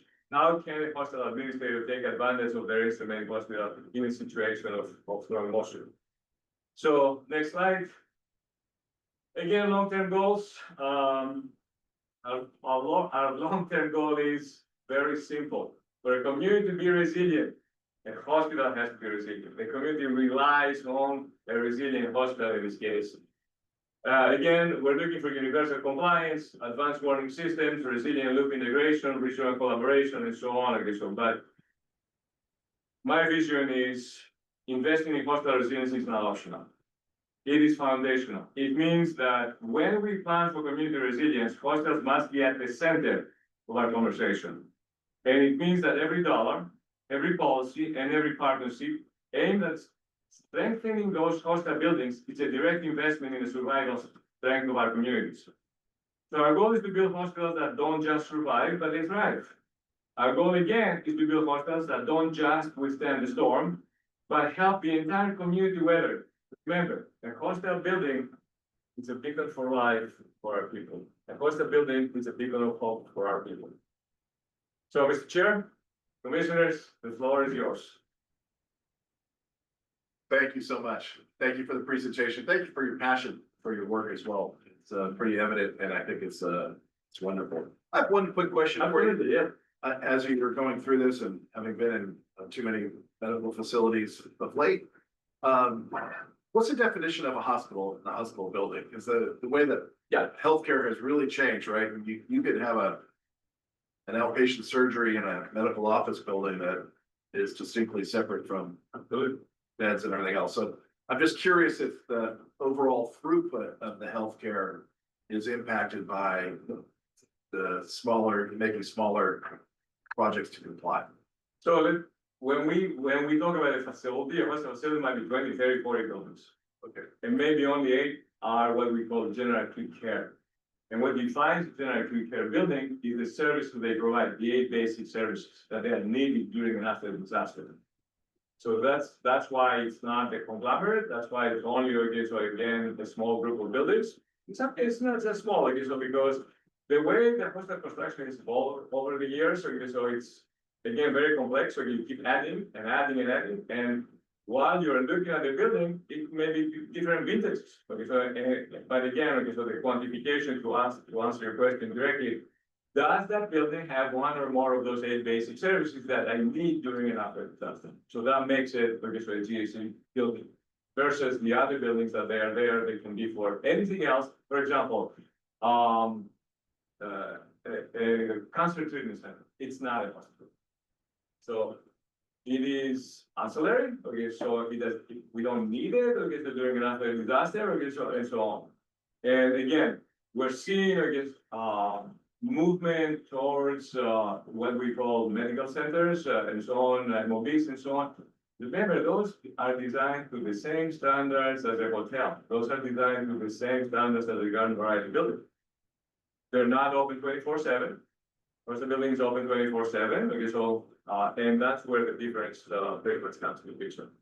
Okay, interesting. Thank you. Appreciate that. Commissioner Kim Lopez. Yes, thank you for the presentation.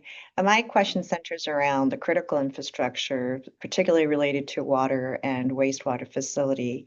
We know not all hospitals have the stored water requirement, and even some of the loop system that you mentioned. So it relies on the infrastructure that really is the utility infrastructure. So in terms of your evaluation and assessment, how do you factor in that component to really ensuring that these hospitals, especially with ER centers, ICU, that they are able to function in a major earthquake? Thank you for the question, because that question keeps coming just again from all kinds of different sources. A hospital has to function during and after, meaning, I guess in this case, it has to be self-sustained for minimum 72 hours plus 1/3 factor that brings it to 96 hours. So thereby, the hospital has to have adequate amount of storage tanks for 72 hours in order basically, I guess, to provide the level of care that the patient needs. It doesn't matter, I guess, in this case, okay, so if it's potable water, it doesn't matter, I guess, so if it is partly flushing the toilets, okay, so it doesn't matter, I guess, so if it is for sterilization, they have to have enough storage in the premises so that way they do not rely on the infrastructure, because we know the infrastructure basically is going to have problems with the earthquake. The same thing happens with fuel. Again, they gotta have, okay, so 72 hours, okay, so fuel on site for the emergency generators. But now we're seeing a change the direction of energy, in the direction of electrification. We're seeing microgrids coming to the system. Basically, I guess in this case, they provide resiliency to the building because they can produce their own energy. They don't have to rely, okay, so on the grid and so on. The same thing with water sewage containment, okay, so they have to have their own tanks, okay, so they want their own storage. Because remember, okay, so what they discharge, okay, so it has to be clean, okay, so it cannot be spilled, okay, so if we do have a break in the sewage system like we saw in the north and previous earthquakes. So that's why, okay, so everything has to be sustained within that physical plan. So the assumption is that by 2030, that all hospitals will have potable water sufficiency as well as sewer system? That is correct. And what We're on happens the if way. they don't meet that? They don't comply with the law, and the law is very specific. Then in this case, because so their license will be at jeopardy. Thank you. Representative Missouri. Thank you, Director Tokus, for that report. And I feel your passion and your pain because I've been tracking this legislation, recent barrage of legislation, to try to get hospitals compliant. And I know that there's 100+ legitimate reasons why they find it difficult to comply. That said, I'm from Cal OES, so my perspective is this. When you talked about the is it NBC 1s and 2s? Do you have those mapped, and is that available for our emergency managers as they plan catastrophic earthquake response and recovery? Because they're going to need to know where to send, or at least Comswell, where to send people, or understand where people are going to move to, because they've got all sorts of considerations to make and resource deployments to make based on that information? When disaster happens, us, Sky Oshped, IMSA, and CDPH will become one. If you go on our website, go into Google and just say, okay, so again, Sky EOC, Emergency Operations Center. What you will see there, you will see we have the most sophisticated GIS mapping system that shows you all the hospitals, all the skilled nursing facilities, and layers of the different hazards. If you're gonna deal with earthquakes, where the earthquake happened, the extent of the earthquake, and so on, and so the nearest facility. The same thing happens with fire. You can see, okay, so again, the direction of the fire, because, okay, so we tap into several satellites, and it gives the direction of the fire, and so on, okay, so where the smoke goes, those hospitals require, okay, so clean air and so on. So all that information is there, and we are minute by minute, okay, so coordinating whatever is needed with IMSA.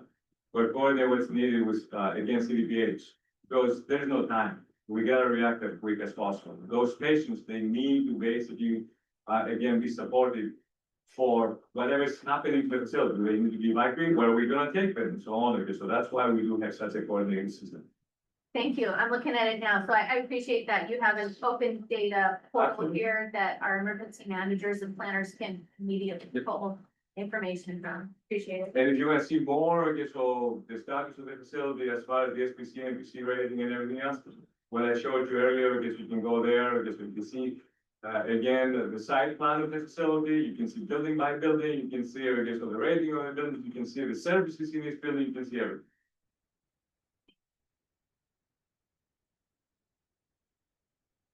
Are there any other questions? Can't read.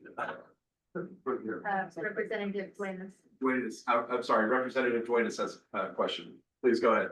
Hi, good morning. Just briefly, in terms of the hospitals that haven't submitted compliance plans, do you have a breakdown of what type of hospitals those are? Are they community-based, rural, urban? Just kind of curiosity on that demographic. I can give you what we have today, but it will be kind of outdated. But the deadline is, again, January 1st, 2026. After that, I will give you a lot more.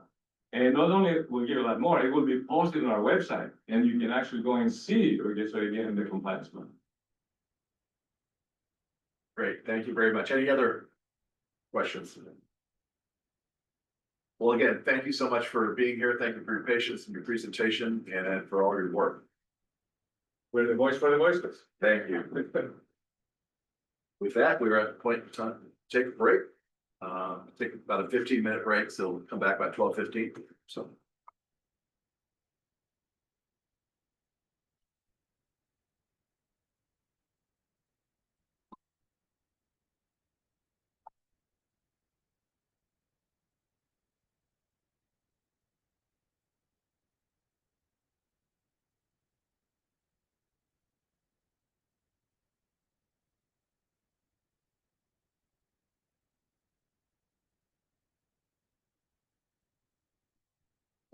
I'm not gonna be.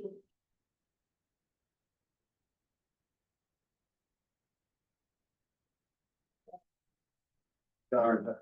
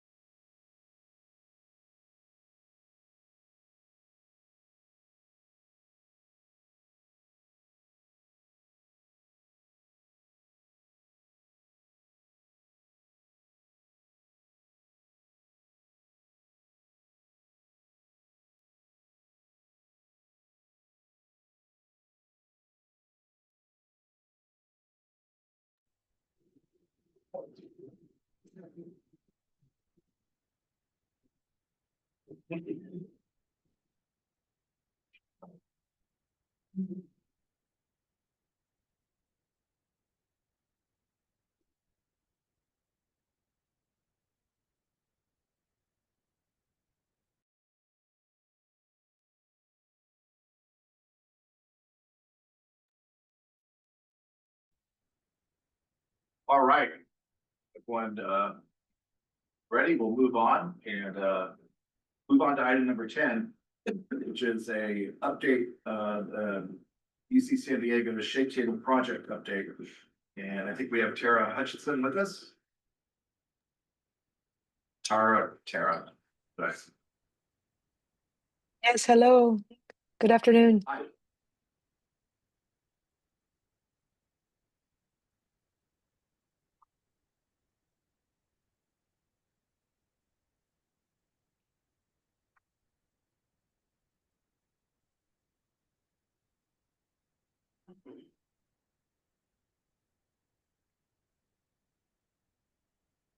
Are you able to see my screen? We are. Okay, in presentation mode, just confirming. Yes. Okay, thank you for the confirmation. And thank you very much for the opportunity to share with the commission an update on our earthquake and fire following earthquake resiliency of mid-rise cold form steel buildings program. This facet of the effort, with partnership provided by the commission, focuses on primarily on live fire testing, our live fire testing phase, and our advancements in the context of unmanned aerial vehicles, amongst other topics, but those are two of the primary contribution, I would say here, where myself, Professor Falco Kuster, Professor Richard Emberley, and Dr. Brian Meacham serve as primary investigators. See. However, I want to note that there are numerous partners in this capstone program, which we refer to as CFS 10. This slide is really important and it demonstrates the breadth of the program, and myself leading and conducting a number of large full-scale testing programs. These types of collaborations are absolutely essential. So we're very fortunate to have the support and partnership of numerous academic entities, state and federal sponsors, as well as occupying more than half of this slide, the essential industry partnerships spanning from construction, engineering, and materials domains. So for this, we are immensely grateful. And I know the time is limited, so I purposely put this first to make sure I wouldn't gloss over it. Happy to share I'm trying to get this thing off of my screen. There we go. Happy to share that the very intense physical testing phase at the outdoor shake table is now complete. So I've moved back to the main campus myself personally. This really involved demanding execution of construction, instrumentation, and a multi-phase testing effort.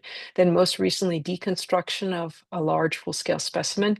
So our current focus is on data processing and dissemination. So I've got a few remarks here. We've been very active in synthesizing the most important essence of the results in the near term, trying to get the word out, particularly in professional conferences, but also outreaching and sharing early impressions with partners. And so the opportunity to share with the commission here is particularly timely.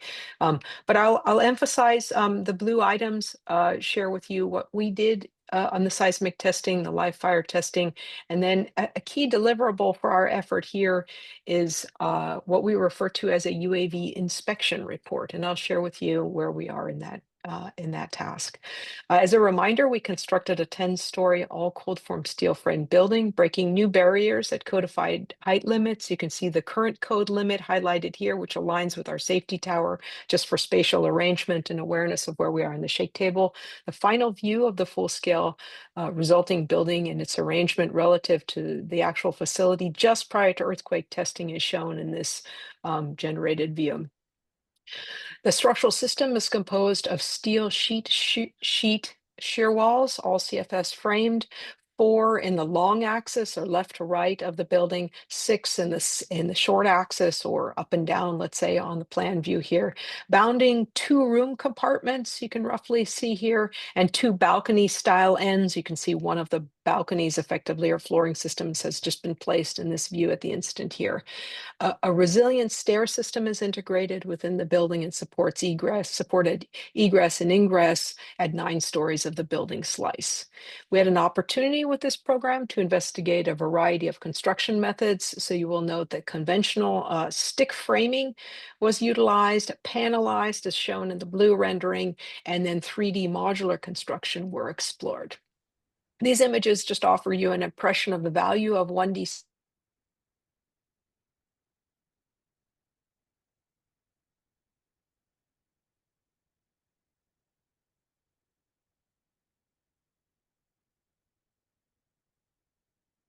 You can hear us, you're frozen.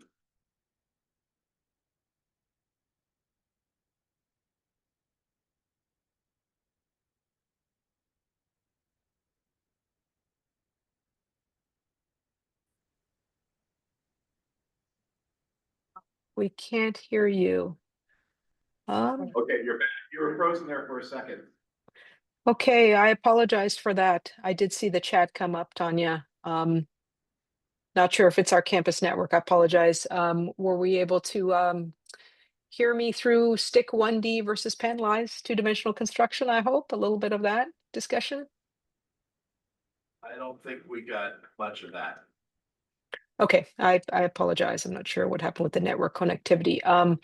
Wanted to remind you that we explored a variety of construction methods, stick framing down to the base of our shake table, 2-dimensional panelized construction and modular construction. So the next slide, I hope I was able to advance through it successfully, offered an impression of the value of 1-dimensional stick framing on the left, which facilitates direct attachment to our shake table. While panelized construction, also popular in the field for many types of building materials on the right, really does support very efficient assembly of cold form steel and other structural materials, but quite widely used in cold form steel. And in this case, you can see a structural shear wall is just about ready to be lifted. Modular or 3D construction is particularly appealing, and we were successful at implementing this method in this particular project using cold form steel the first time ever, with direct structural pickups designed for 9 stories of 3D modular constructed units, and you can see them in the assembly of the compilation, let's say, demonstrating the growth in the building specimen here on the right. So let me jump into the seismic test phase. Just briefly mention that we had more than 1,000 sensors in total. 730 of those came from our site inventory, our facility inventory. We're very fortunate, however, to have a partnership with California Strong Motion Instrumentation Program and the Community Seismic Network Program housed at Caltech and UCLA, and as well the support of the Commission to be able to capture this full-scale building using unmanned aerial vehicles. So what did we do? In total, we conducted 18 multi-directional earthquake tests during a very busy month of June, spanning targets from risk targeted scaled maximum considered earthquake tests. Intermittent, we also performed unidirectional white noise testing to allow us to calculate, compute the evolution of system properties in the building specimen. So wonderful to be at this point to share a few test videos if you haven't had an opportunity to see these. This was our final MCER target scale test. Let's look at, let's say, the plan view on the left at first. You can see looking down at the top of the building, we also had a partnership with rooftop equipment unit suppliers. And so most notably, of course, you see them wiggling and moving. If you track the building, though, you can see that it's got quite a bit of torsion in it through the shaking sequence. This is a bidirectional input excitation.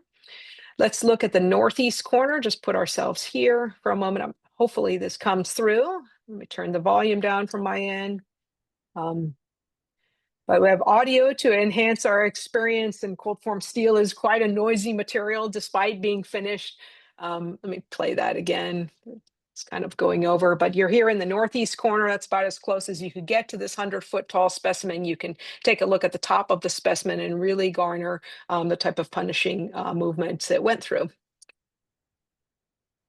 Let me go to the next slide. I won't show much data, but from a structural perspective, this is one I felt was important to show, important to share. Structural engineers are very worried about, want to keep an eye on what's happening with the periods of the system. The dynamic characterization is very important.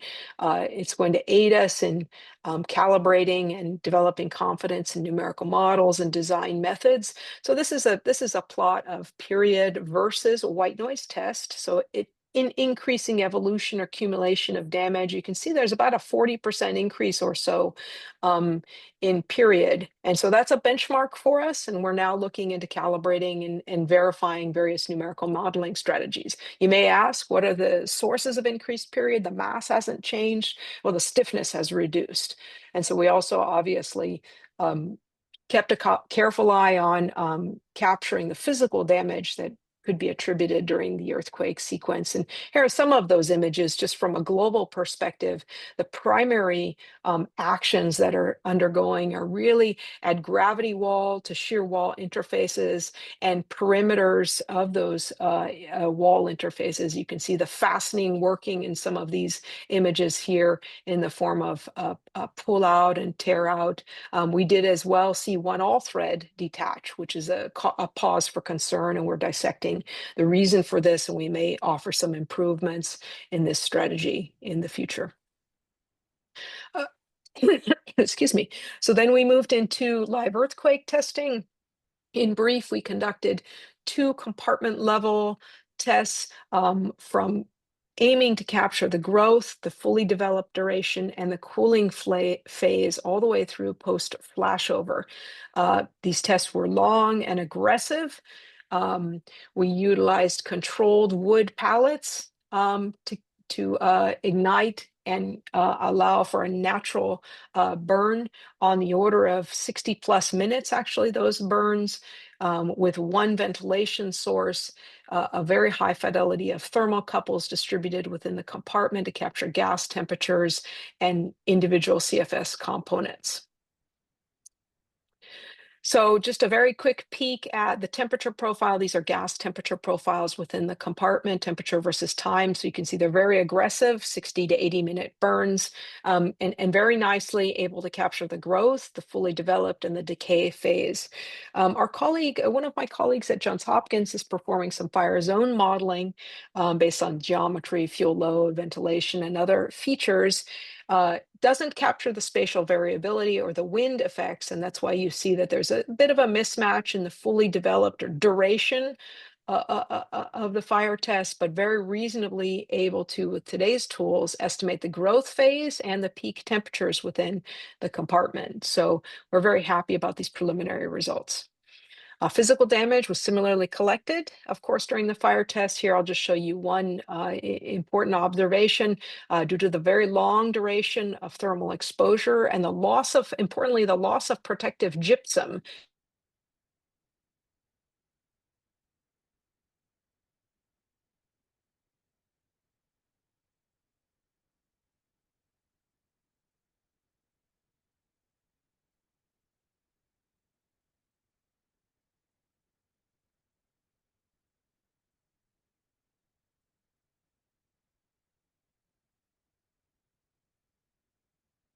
forward. Okay. Still able to see my screen? Yeah, we just got you back. Okay. Okay. So very grateful for the collaborations from CAL FIRE. Here are 2 of the groups that came out and supported us, and Cal OES partnerships really facilitated this. So I wanted to put this slide in. Also wanted to note that we were able to lend some opportunities back to CAL FIRE, and their urban search and rescue crew was able to come out and conduct a full day temporary shoring exercise on the 2 floors that I just shared with you, level 6 and 7, where deformed floor joists otherwise would have compromised the structural integrity for the deconstruction phase. And finally, I'll get into a little bit about our deliverable. One of our biggest deliverable that we're working on now, I mentioned, is our UAV inspection report. Our aim is to develop a PDF compliant web deployable report, which focuses on planning, operations, and inspection best practices. You know, our thought, and we're very open and welcome the discussion. Our thought of this is that this would target the general citizen scientists, 16 through gray, the community at large. We're proposing and working on 8 chapters right now. The last of that chapter would really be an example application and share some best practices from our CFS 10 building program deployment. I think we're in a good position to do that because we had almost 140 hours of total airtime with various types of UAVs through construction and both of the testing phases and finally deconstruction. So we had some best practices with our family of UAVs. We also had some best practices in each of the testing phases in terms of capture strategies. And here are some of the capture strategies we adopted surrounding the orthogonal views of the test specimen. We, of course, from a research perspective, we utilize these results to garner a sense of the transient deformation of the building. And so we're looking at how to verify that against global GNSS measurements, and you see some very good response here in our early predictions. We also will document best practices for capturing live fire scenarios that we believe could be of value to the community. One thing we were funded for was to develop an onboarding platform. I think I'm really proud of this remote sensing platform, which was tailored towards live fire test monitoring. It captured wind, particulate, thermal patterns. It had its own onboarding computer as well as its own GNSS to tailor position and time. And here's just one last perspective of what that final controller screen looks like. Hopefully it comes through over the remote presentation mode here, but you can see the thermal profile on the left. This is what you're looking at the upper floor, an aggressive fire instigating and through a ventilation source. And you can immediately see the heat signature of the door, the exposed door that's being monitored.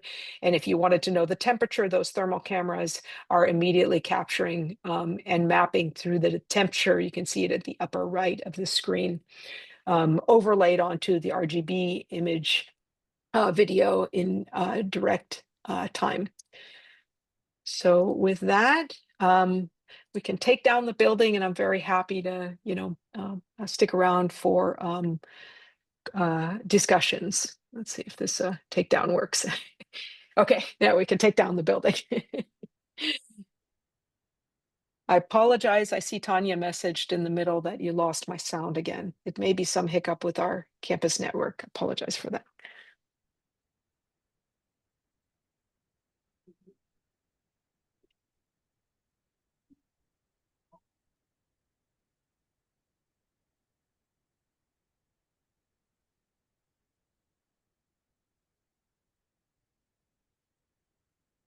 I'm not receiving your audio, so I'm not sure if there's a discussion ongoing. We're just watching the video. So. Oh, okay, good. I apologize. I guess, yeah, campus network may have had hiccups. Well, thank you so much for making the time to give us a presentation today. It's great to see the photos of and the videos of both the shaking and the fire. I do appreciate it. Look forward to continuing to learn what came out of it that is going to be translated into building standards and whatnot going forward. I'm looking to my colleagues if there's any questions. Sure, of course. Yeah, welcome the chance to have discussion, and very happy to receive feedback over email or future correspondence, of course. Yeah, no, I appreciate that. I'm not seeing any hands raised. Do you want to go, please? Thank you, Professor Hutchinson. I know that you are going to the state capitol next, is the 15th. Can you tell us a little bit about that event? Sure. This was at the request of your former executive Director Dick McCarthy, and being organized by Thomas Sheehy, if I pronounce his name correctly.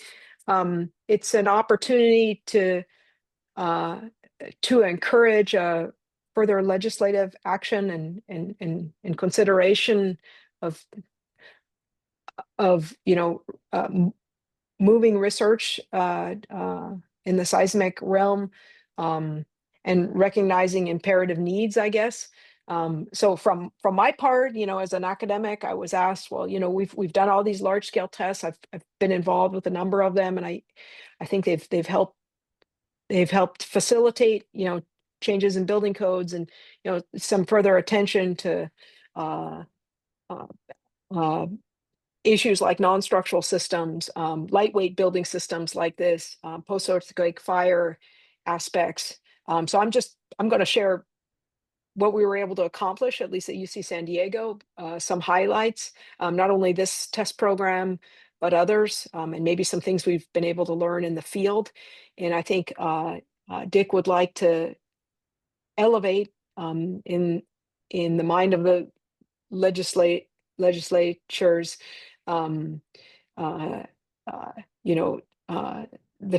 opportunity and the need to consider action using these and other types of results. Raising awareness effectively, I think, was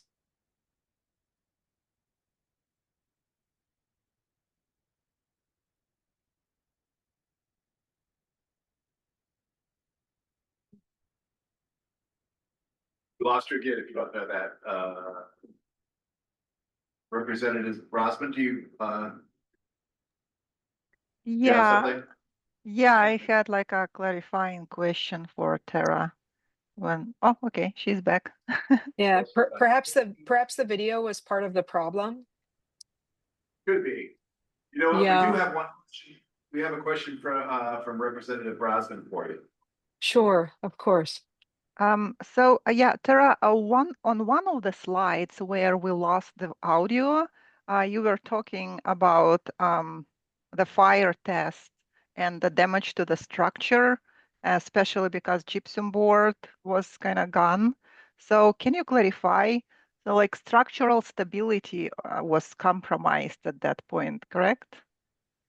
Yeah, we did see a drop in the reduction of the vibration modes. Actually, CSN was able to leave their vibration sensors in as a consumable, and I didn't report that because we really haven't dissected all of that data, but we're quite sure that we saw a reduction in the structural stiffness. It physically manifests itself. We were fortunate to have USAR come out and shore the building. I mean, I showed you that physics experiment. I don't know if that came across, but we definitely had a sag in the joists. But it's very interesting. If you look at cold form steel, after heating of this magnitude, we saw temperatures in the CFS floor joists on the order of 600 to 700 degrees Celsius at the locations we were measuring. And that clearly manifests itself in some plastic deformation and some concentrated plastic deformation, right? So you physically see that. You know that it's compromising the diaphragm. So you think, could there be a post-seismic or post-service even instability issue? I went around and inspected every single connection, in fact, cleaned and inspected the connections because I was worried about the connections. And I wasn't as worried about the vertical gravity support because if you do a calculation, actually, the strength regain, heating tests of CFS have shown that the strength regain is almost 70 or 80%. So you're not as worried about, let's say, the long-term modulus. Of course, it's an eyesore and it creates complications, so you wouldn't want to leave it that way. But I was worried about the takedown and the occupancy and the overloading. And so it was wonderful that USAR was able to come out and help us assure that that would be stable. So for our purposes, you could say structural integrity was retained because we shored the building. For long term, we actually had we had 3 different cost estimation groups that came out from Degenkolb Engineers, JS Held, and Davies Group. And they came out at different instances in the program. We're still waiting for some of their cost estimations, but they presumed that the joist would require shoring and replacement. And so they're giving us cost estimations due to this, let's say, functional loss from this aggressive fire. And I hope to be able to report that in the future. Great, thank you very much. Yeah, that Yeah, yes, clarifies. thanks. Yeah, thanks for that question. It's a really good observation. Great, thank you. Anyone else have anything? And again, Dr. Hutchinson, thank you so much for taking the time today. Thank you for the presentation. Thank you for all the work.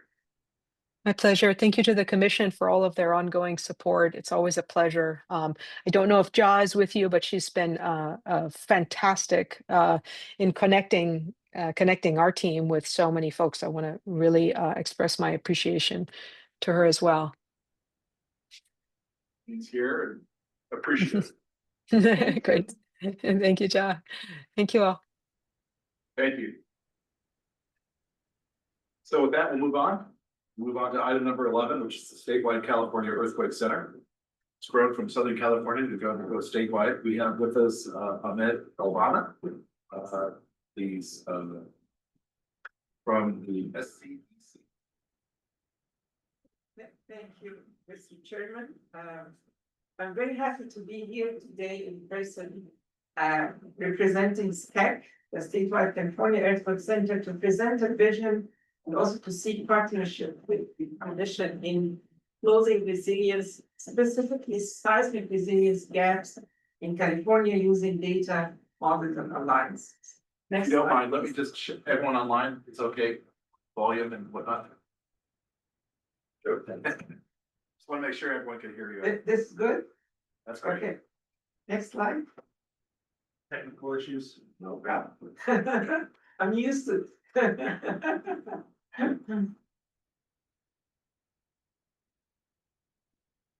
Usually means the presentation will be good.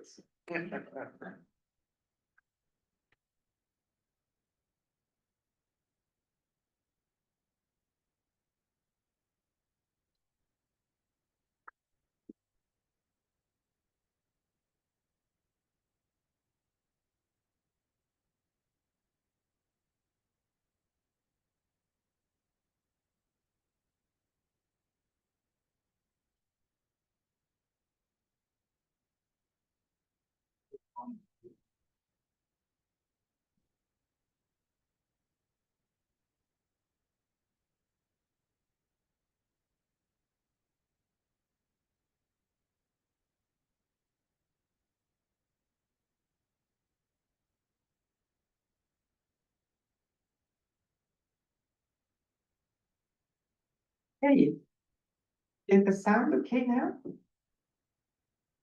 Good. All right, so SCAC is a consortium of almost 70 institutions and more than 100 researchers. And some of these institutions are powerhouses in earthquake science and education. And this means that SCAC has this large network of collaborators who helped in advancing earthquake system science, earthquake education, and outreach activities. Next slide. And one hopefully positive message that I would like to share with you today is that we are at a turning point in earthquake science. This point is marked by convergence of big data, abundant computing, and machine learning. And this convergence is expected to transform our understanding of earthquakes, their impact, and even forecasting them, which would be a very important topic. And SCAC's network of researchers have been at the forefront of this transformation. Next slide, please. And I'll just give you a couple of examples. On the data side, we are actually living a new age in the physical world where geosensing is abundant. From the strong ground motion and broadband seismic networks to global navigation satellite systems to remote sensing using INSAR and NISAR to structural health monitoring, which is giving us new opportunities to learn about the subsurface by learning about the structures themselves, to distributed community seismic networks that can instrument schools, hospitals, etc., to this revolution of leveraging distributed fiber optics cable as distributed acoustic sensors, and we are very excited about the potential of the middle mile project that, if leveraged properly, could actually add millions of seismic networks throughout the state. And then, of course, this is coupled with the traditional, very important geological investigation.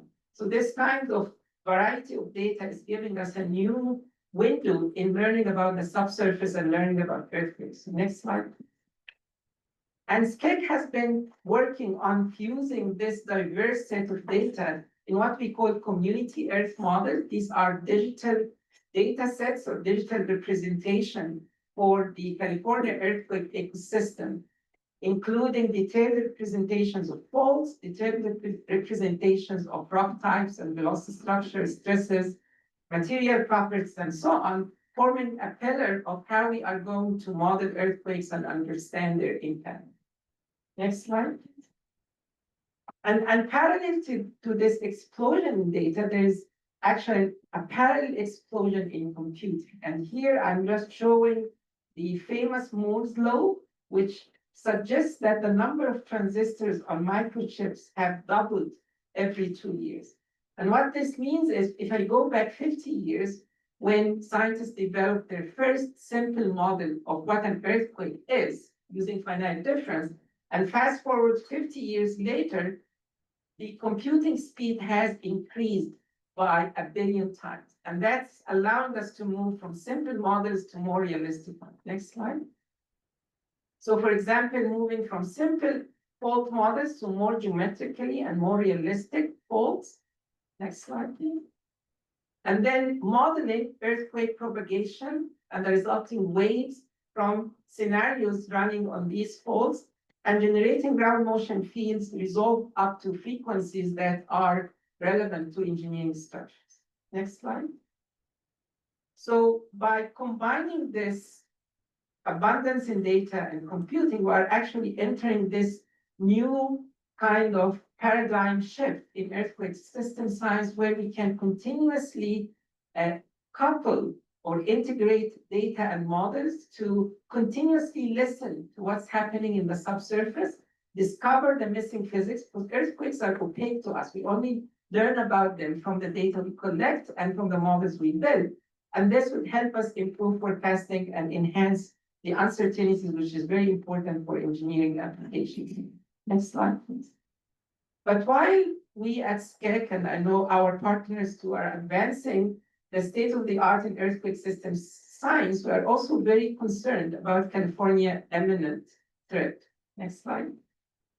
Which is basically a large urban earthquake in California. Although today, of course, I learned also about not necessarily need to be a large urban earthquake, but this would be really devastating. A large urban earthquake in California is going to be devastating. And we know it's not a matter of if, but it's a matter of when.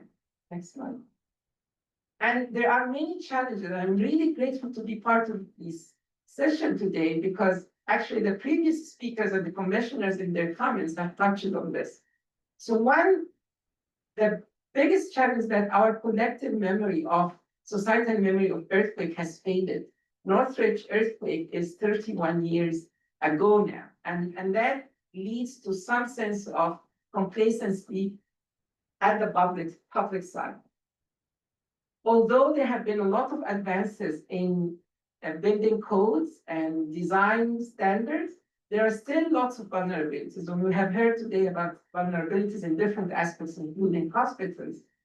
And so there's some worry that there's a false sense of security, that earthquakes is okay, and we just need to worry about other hazards.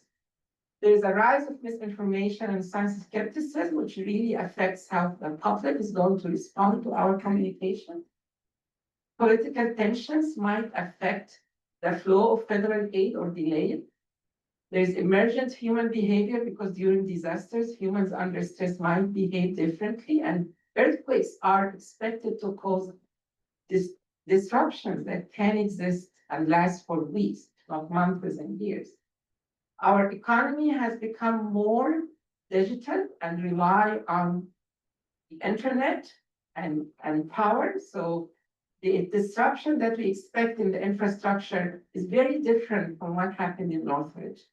And then, of course, there's increased population at risk as our population has grown, and there's increased economy at risk as well.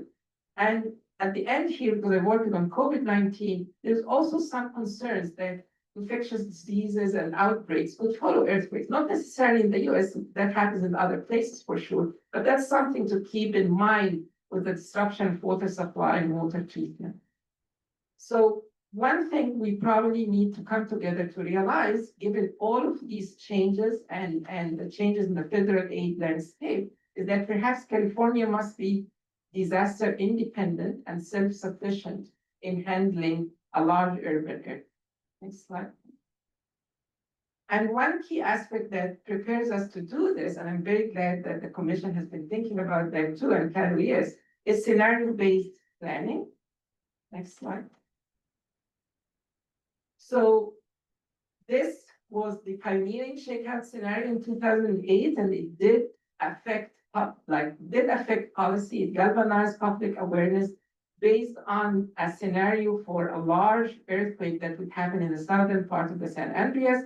It informed preparedness strategies and fostered collaboration between different sectors, and even led to policy changes in LA County and other places. So next slide. But as I mentioned, much has changed since then, since just even 2008. On one hand, our science has become better and advanced significantly in terms of computing, data, visualization, and so on, but also the California's risk profile has changed tremendously, and we have to take that into consideration. Next slide. So we have an obligation to use the most up-to-date, gold standard science. We must move beyond statistics of damage and loss, and again, being here today, listening to John's talk in the morning, this definitely is the direction where we want to go. We want to go to assess cascading disruptions and impacts on the fabric of the society. And then we have a very important date coming up, the 2028 Summer Olympics will add even another layer of complexity to this, because we'll have millions of people visiting California, many of whom have never experienced an earthquake or do not know how to behave during an earthquake. So that's an additional challenge that we have to handle in terms of emergency management and response and so on. So we thought that the LA 2028 Olympics is a good target for us to realign our efforts and reassess our hazards and update our plans. So next slide. So what we are proposing as a first step is perhaps to revisit this Southern San Andreas fault large earthquake scenario with a holistic approach, not only the rupture scenario, but everything associated with it in preparation for the Olympics in 2028. And we think this is a timely initiative. So what we can do then, and I will go quickly in the next few slides, if you can run the video, please. So we can use these updated community Earth models that we have, the abundant computing that we have access to regenerate these scenarios with higher accuracy and better science, and generate more accurate and detailed shape maps and waveforms that can be used to assess the vulnerability of our different infrastructure. Next slide, please. And we don't need to only stop at a single rupture scenario. We actually know that earthquakes do not happen as singlets. They are followed by a migrate of aftershocks. Don't know if this will run or not. Excellent. So this is actually a kind of a video diving beneath downtown LA and showing you that the zoo of faults that are underlying this downtown, right? This big city is just a small veneer over tens of kilometers of faults digging down. And so the seismic hazard is real here, and the aftershock can be triggered on these faults, leading to direct impact on our urban centers. Next slide. And we can generate these videos, like to show the impact of, we probably not play all, but it's here. So these kinds of visualization would also show us how the waves coming across our urban centers. So this is a visualization for the shaking in Buena Park in response to a scenario modeling on the Southern San Andreas. If you can just move forward with the video, that would be more. So you would see the waves coming. These are tools that we can update to communicate with the public and other stakeholders too. And as you see here, the waves are coming. Of course, the amplitude is exaggerated, but the sense of shaking is true. So we can actually sense how the correlation between the impact of the ground shaking at different parts of the city would be. Next slide, please. I think we need to, yes. Maybe exit the presentation and then go to the. And I promise I have just a couple of more slides. Yes, and so in addition to aftershocks following a main shock, earthquakes do not happen alone. They also trigger other hazards. So for example, earthquakes would trigger liquefaction, landslides, and fire following. And these hazards are also dependent on the climate conditions and weather conditions at that time, in terms of dry climate, strong wind, storms, and rainfall. But our response as society is not only for the earthquake, but for this like interconnected hazard together. So this is another thing that we need to layer into our scenario planning. Next slide, please. And of course, the risk would depend not only on the hazard, but also the vulnerability and the exposure, including both infrastructure sensitivity as well as human response. Next slide. So we probably, again, in the name of being independent and self-sufficient, we probably need to also move beyond hazes and collaborate on updating CEA inventory, California inventory of building and lifelines, and a resolution and a level of detail that allows us to assess vulnerability and inform emergency response in a better way. Next slide, please. And that includes, of course, looking into the cascading disruptions in terms of loss of water supply, extended power outage, communications breakdown, as well as transportation gridlock. Next slide. But this will not be sufficient alone unless we also incorporate the human response in this. So we are also kind of, again, building on what I have seen today, that's very encouraging, integrating the social science dimension with the physical science component to study how people would be responding under extended periods of stress in terms of cooperative versus competitive response, social cohesion, trusted communications or suspicions, differential vulnerabilities, as John mentioned earlier today, as well as population heterogeneity, because LA, for example, is a very heterogeneous city. So next slide.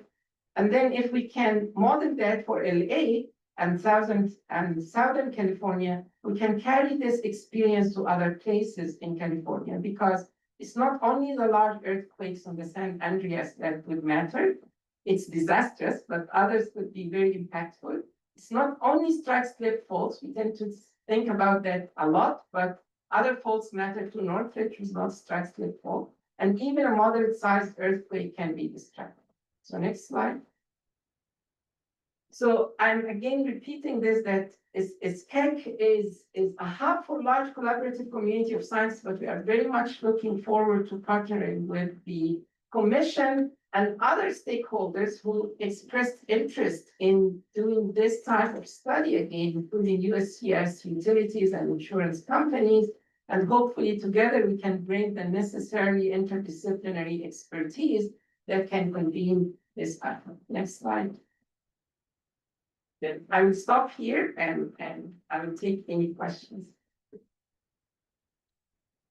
Well, great. Thank you very much. Appreciate that. I look to my colleagues. Any questions or? Not seeing any hands raised. But do want to say thank you so much for the work, and thank you for as you led off with the coordination, collaboration, and really pulling people together. There's a lot of work being done that we all know that we can collaborate. One of those things you can always improve and never do it well enough. And exactly, and I very much appreciate the opportunity to be here and meet with you in person, because I think I have learned that there are a lot of parallel efforts working in different places. And I think if we can put them together, our impact will be significantly amplified. Yeah, for sure.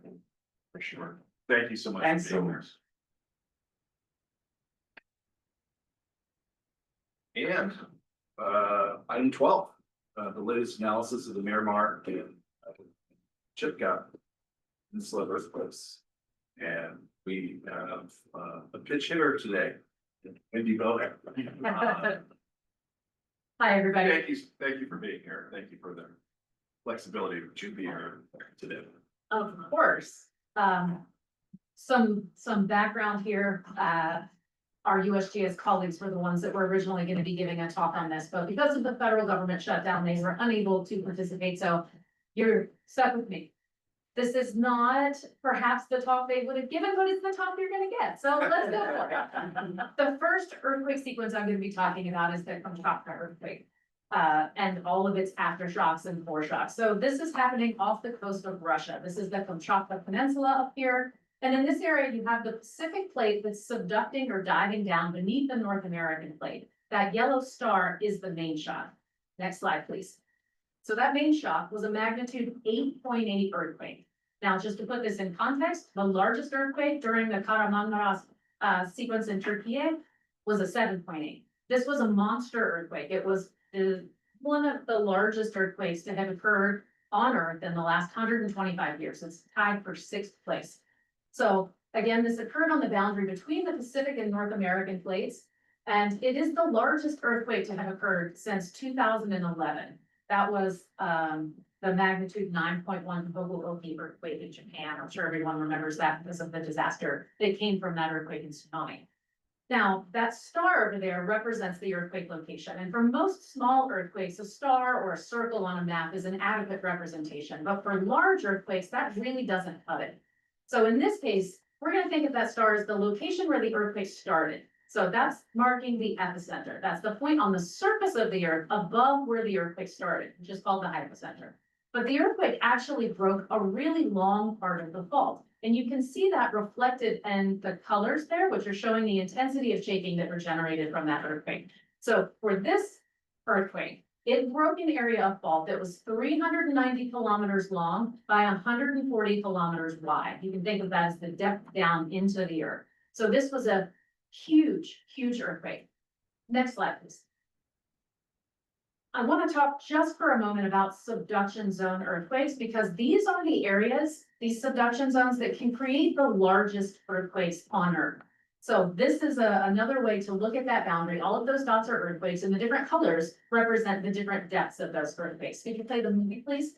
So what we're going to do is look at the subduction zone itself. And remember, this is where the Pacific plate is diving down beneath the North American plate. What does that actually look like? So let's turn the world and look at the earthquakes in 3 dimensions.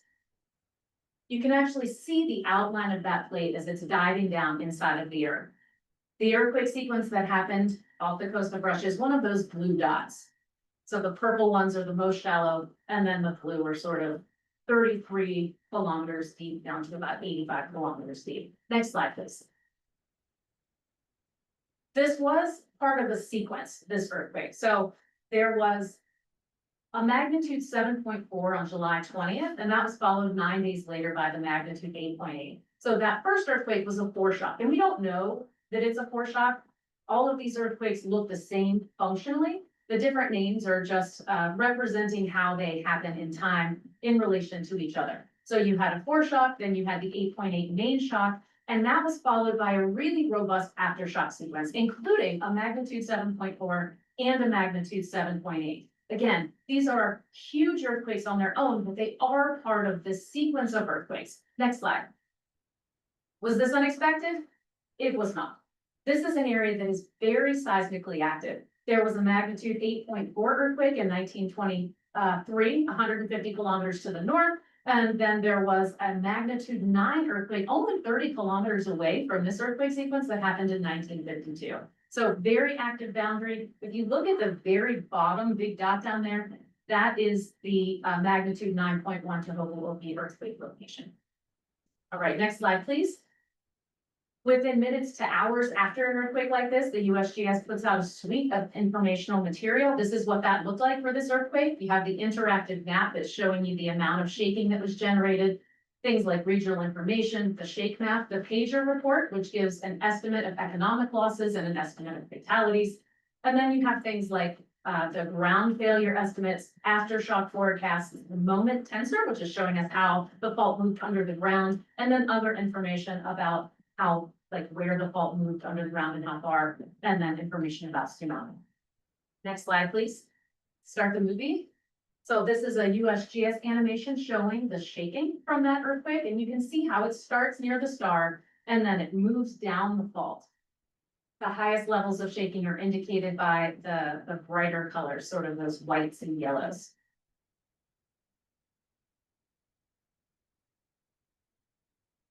So this is the seismic waves, right? Not tsunami waves, but there was a tsunami that was generated. Next slide, please. We're going to see a model from the NOAA Center for Tsunami Research. You can start that at awesome. So the tsunami spread out from that location across the Pacific Basin. So for a tsunami to be generated from an earthquake, we're looking at a couple of different things to say, are we worried or are we not worried? The first thing is the magnitude of the earthquake. It has to be a large enough earthquake to actually generate a tsunami. Then we're also looking at the depth of that earthquake, because only an earthquake that's relatively close to the surface is going to be able to lift the ground up enough to generate that tsunami. The third thing we're looking for is the type of fault. How is it moving the ground? So in order for a tsunami to happen, I mean, you can have like underwater landslides, but in general, you're going to be moving the seafloor up, which pushes the water above it up, and that then flows out in all directions, and that is the tsunami. And that's what happened here. So there were advisories and warnings that were issued around the Pacific, including in Japan, Indonesia, and the US. Cal OES responded, CGS responded to this, and there was damage on the California coast. There's about $1 million of damage done in the Crescent City Harbor, and waves there were about 3.6. Next slide, please. Now we're going to watch a video of the tsunami very close to here. So here's where the earthquake started. It ruptured this way. We're looking at a video from down here, Seismic Bay. And the dog is okay.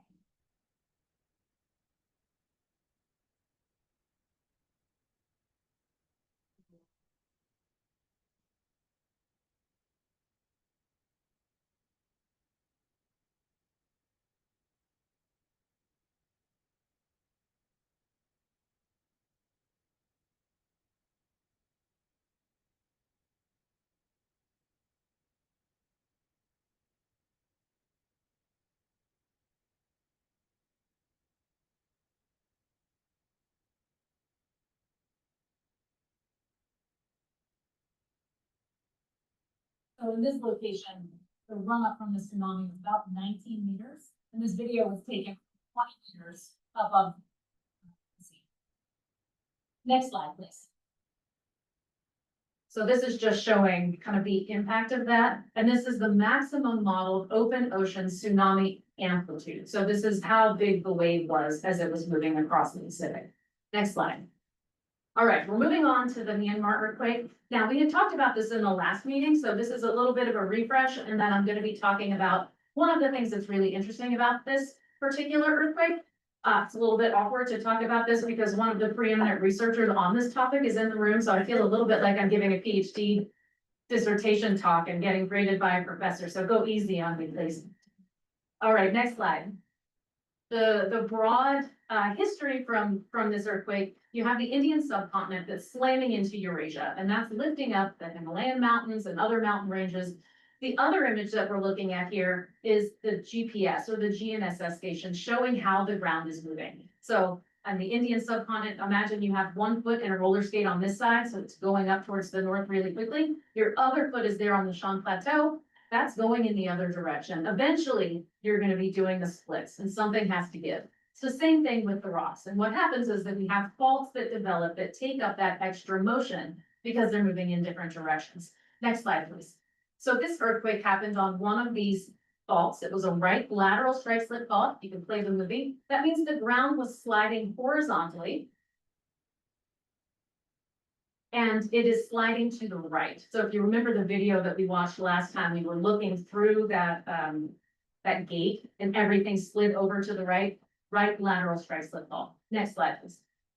So it's a magnitude 7.8 on the Sagaing fault system. It was an exceptionally long earthquake rupture, the part of the fault that broke, about 480 kilometers long.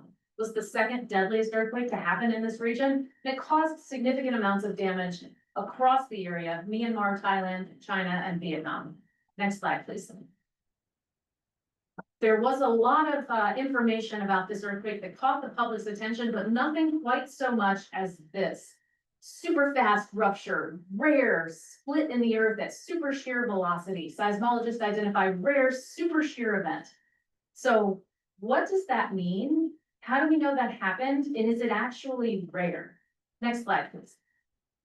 I want to back way up though, because to understand super shear earthquakes, we have to think about earthquake waves. And in general, what's happening during an earthquake is that you have stress that's building up inside the crust. Video, please. And eventually you're going to overcome the strength of the rocks or the friction on the fault, and the rocks are going to break. This sends out energy in all directions that we feel is shaking. But these energy waves are really interesting, and they contain a lot of data that we can use to learn about earthquakes. So every earthquake produces the same kinds of waves, but the characteristics of those waves vary. Okay, you know I love a prop. Okay, we're gonna use a slinky here. I'm gonna hand one side to Jose, and we're gonna imagine that this is the rock, okay? And rock is a little bit elastic. So each one of these coils is like a particle of rock. I'm gonna be the earthquake. The very first wave that's generated during an earthquake is a P wave. It's a primary wave and it does compression and dilatation. So each little particle of rock is moving towards Jose, right? And that's the direction of the wave as well. This is the fastest wave, and it travels on average about 6 kilometers per second through rock. There's a second kind of wave called an S wave. It's a shear wave, and it moves back and forth. So each particle of rock is moving this way, but the wave is still going that way. So in this case, each little particle is moving perpendicular to the direction of propagation, the direction that the wave is going. This one travels more slowly. See how fast that one goes? This one travels slow, about 4 kilometers per second through solid rock. Next slide, and if you could play that video, we'll hear what Michael has to say about it.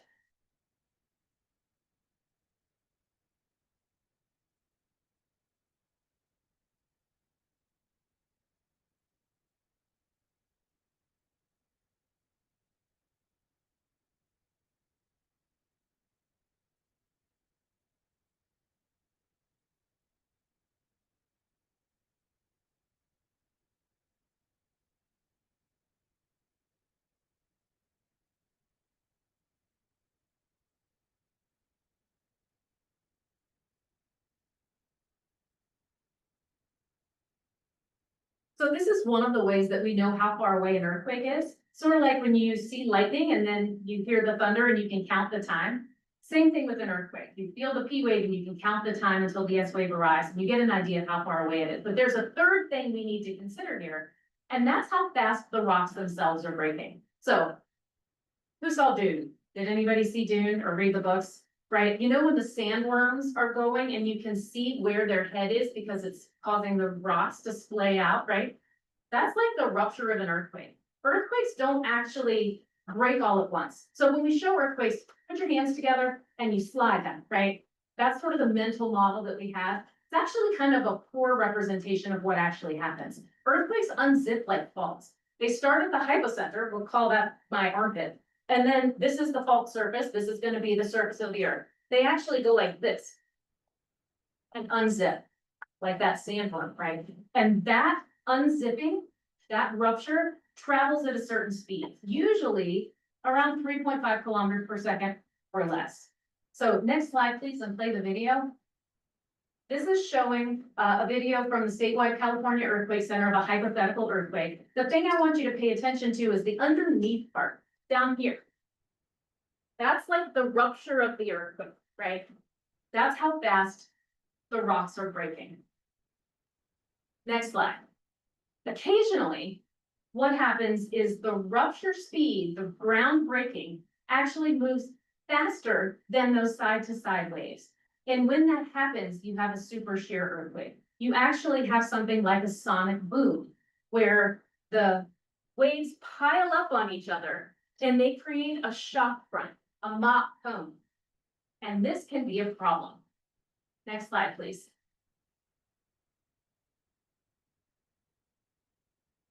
Why does this matter?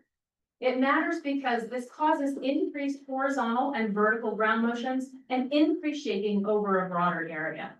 So here's an image from a recent paper, excellent paper, that's showing a regular earthquake over here, and then a super shear earthquake here. And these colors are showing the intensity of earthquake shaking in those two earthquakes. So you can see in the super shear earthquake, there is a broader area of shaking, and there is more intense ground shaking. And so this causes an increased likelihood of secondary hazards like landslides and liquefaction, and it also causes increased torsional loading on structures. This is because we have that super shear pulse that comes through, and then we have the trailing wave of shaking that comes after. Next slide, please. There's evidence for this in the Myanmar earthquake, various lines of evidence. These are some of the slides from the folks that were going to be here from the USGS talking about this. The thing I want to point out here is the aftershocks. So this is the kind of the fault that broke, right? It started here and it broke to the north and to the south. We look over here, this is showing the different velocities of how fast it broke. Up here, these areas in blue, those were sub-shear, regular earthquake. Down here, these were super shear, these were faster. And you can see that the aftershocks are mainly in the areas where it was not super shear. And that's something that we would expect to see. Next slide. There's also a lot of evidence contained in the seismic waves. So by looking at the seismic waves from seismometers that are nearby and seismometers that are far away, researchers are able to tell how fast this was moving and actually see that Mach cone as it's developed. Next slide. Is it rare? Well, more work from Elvana et al. 2025 shows that out of the 67 strike slip earthquakes that were magnitude 7 or larger since 1999, 19 of those were super shear events. So the image at the bottom here is showing the magnitude along the y-axis and then the year along the x-axis. Each dot is an earthquake. The blue dots show no super shear characteristics, and then the red dots are earthquakes that were super shear events. In the past just 15 years, 14 out of 39 large strike slip earthquakes, 36% of them had features of super shear ruptures. Is that rare? That's like a third. Next slide. What does this mean for California? So here's a CGS fault map of California. Do we have the ingredients that it would take to have super shear earthquakes? Do we have the right kinds of faults, strike slip faults? In abundance. Do we have faults that are long enough to produce earthquakes of a magnitude that could have super shear earthquakes? Next slide, please. Indeed, we do. Some of those would include the San Andreas fault, the Calaveras fault, the Hayward fault, the Port Englewood fault, in abundance. Next slide, please.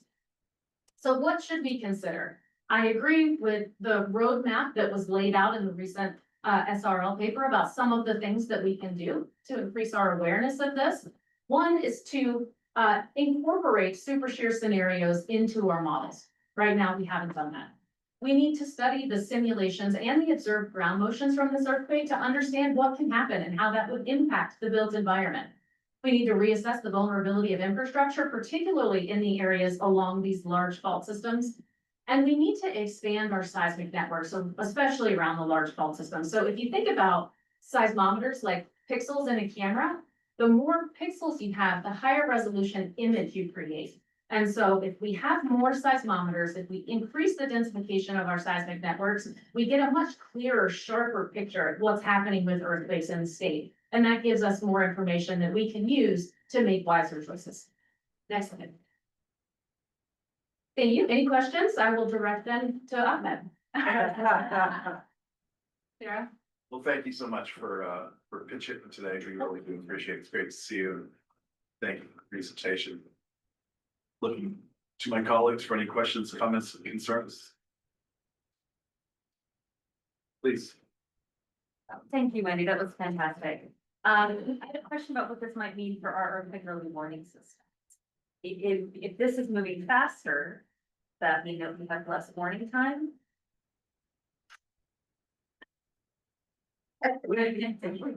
Yes, especially in areas that we would have expected to have not been up of warning. But it doesn't make a difference for people who are foreign. But there is a spot now that we both it's okay and will not be okay because of the same rest of the day. So our late alert zone is now. Yes. In our blind zone kind of. Yes, but I mean, so this is exactly where we want actually to see what we should do there. And scenarios are important because it can generate all specific training for everyone. So you know if this earthquake has gone super shape on that phone, it would even preemptive start doing the early warning based on this.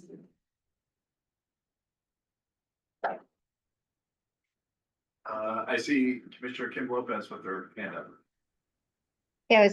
Thank you for the presentation. It's interesting that the shear factor hasn't been factored into some of our past assessments. And I think about the Delta and the fragility of that particular region and what it means to the economy of the entirety of California. I wonder if there are any updated studies or assessment related to that area based on some of your findings. Not that I know of. I don't know of any scenarios that have this factored in yet. And it's important to note that, you know, this is sort of, while this is not a new phenomenon on Earth, this is sort of newly recognized in the community. It was theorized in the 70s that it could exist. And then people started looking in the lab and doing laboratory experiments and found that this was indeed something that could happen. And so then scientists go out and they start looking for it in real life. And once you start looking for something, sometimes you start to find it. And so as we look back at old earthquakes, we're seeing the inferred possibility that some of them were super shear, even here in California. And then as we have a densification of seismic networks, as we have better instruments, better ways to look at them, we're seeing it happen more and more often. And so science is a process of continually updating what we know and what we understand. And this is just another variable that we need to add in to our models to ensure that we are looking at all of the potential outcomes for earthquakes in California. So it's a work in progress. And, you know, I think that is coming, especially through collaborations with SCEC and other organizations that make these sorts of models so that we can make good, wise decisions about land use and about our building codes and about our structural health. Thank you. And I would like to suggest for my fellow commissioners for consideration at some point, and this could be built into sort of our strategy planning, but at some point, I would like for there to be a level of discussion about the Delta. And this is not about tunnel or no tunnel. I think it's just to understand the impact of a seismic event. You know, we've seen past studies that show anything above a 6.0 could have a very detrimental and powerful impact to the Delta area.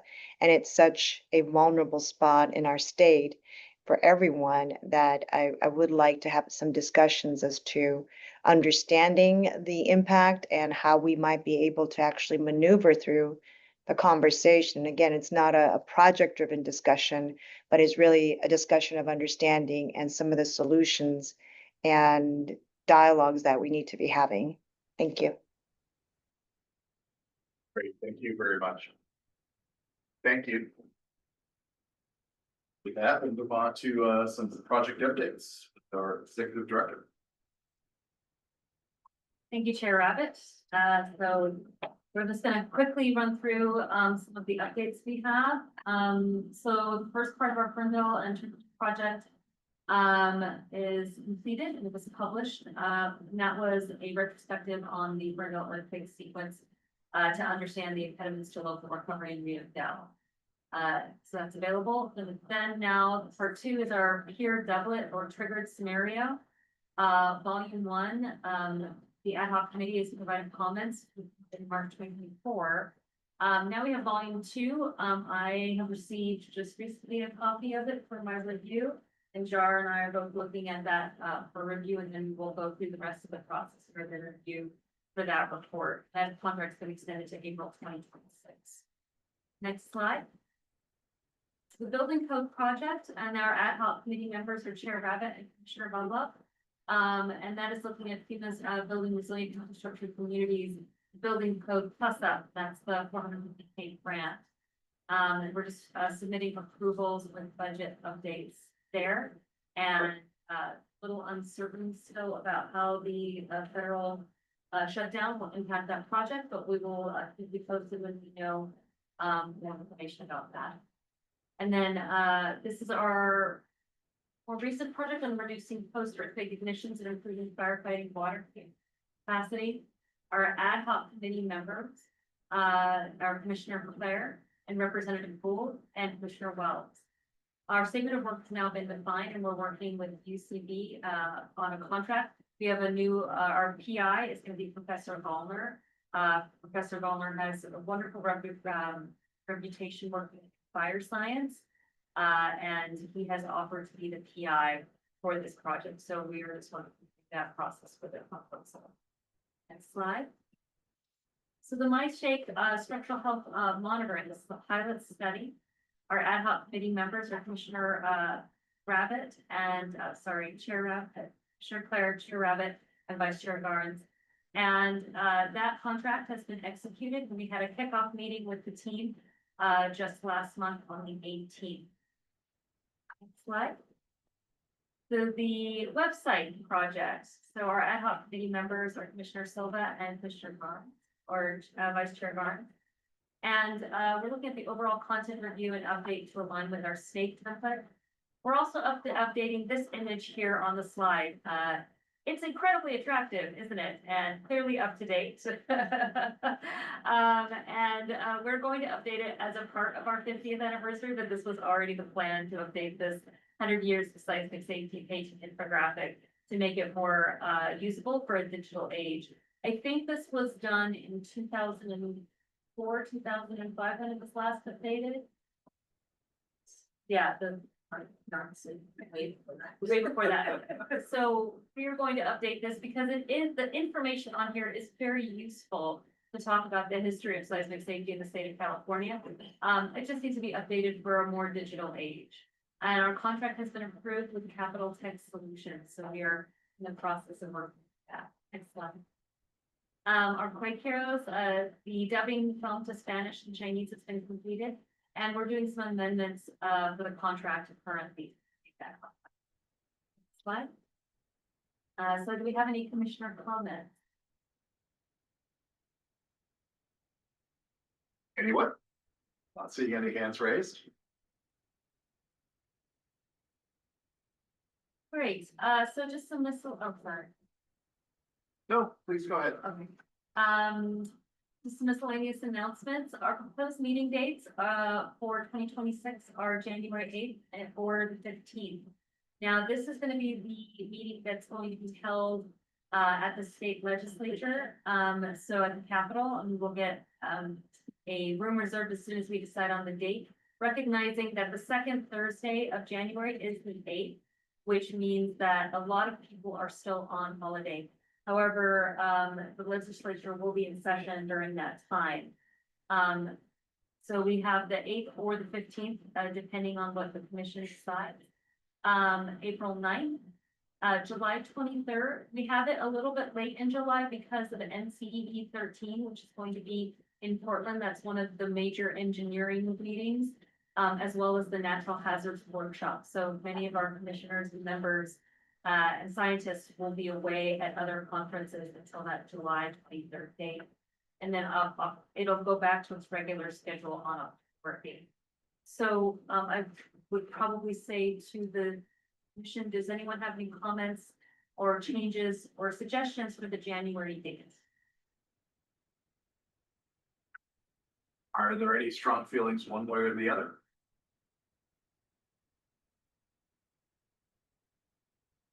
Not seeing anyone jump up, so I think I'll just let it by ear. Think that. Oh, I'm sorry. Commissioner Kim Lopez. Sorry, I just had to look at my calendar. 15th would be best for me, for whatever it's worth. Appreciate that.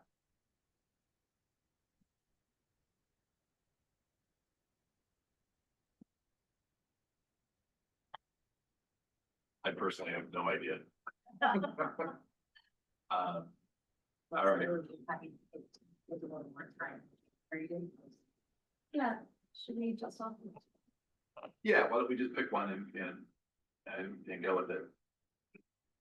So the 15th it is, Vice Chair Barnes, sorry. Can't hear you.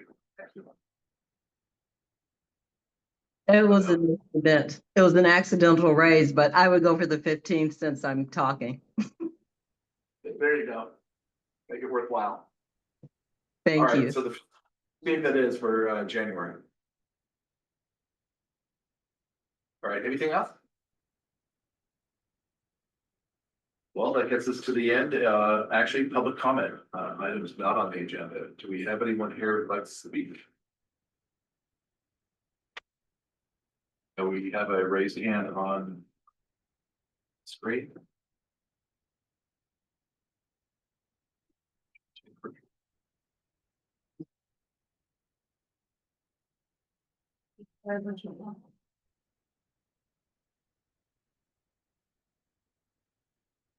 So Eileen again, Boken, Coalition. yeah, please go ahead. Okay, Eileen Boken, Coalition for San Francisco Neighborhoods. This is actually on item number 7. A warm welcome to Dr. McBride. The coalition looks forward to reaching out to you and building one of those new relationships and inviting you to a future San Francisco event. Thank you. Great, thank you. Is there anyone else that we have online? Not seeing any, we're good. And with that, we are at the end of the meeting, and I gotta say thank you again to our new executive director. Thank you to all the staff for all the work that you do. Thank you to the commissioners for today, and to all of our guests and those who gave presentations. Always appreciate the work. Forward to getting together again in January. So thank you.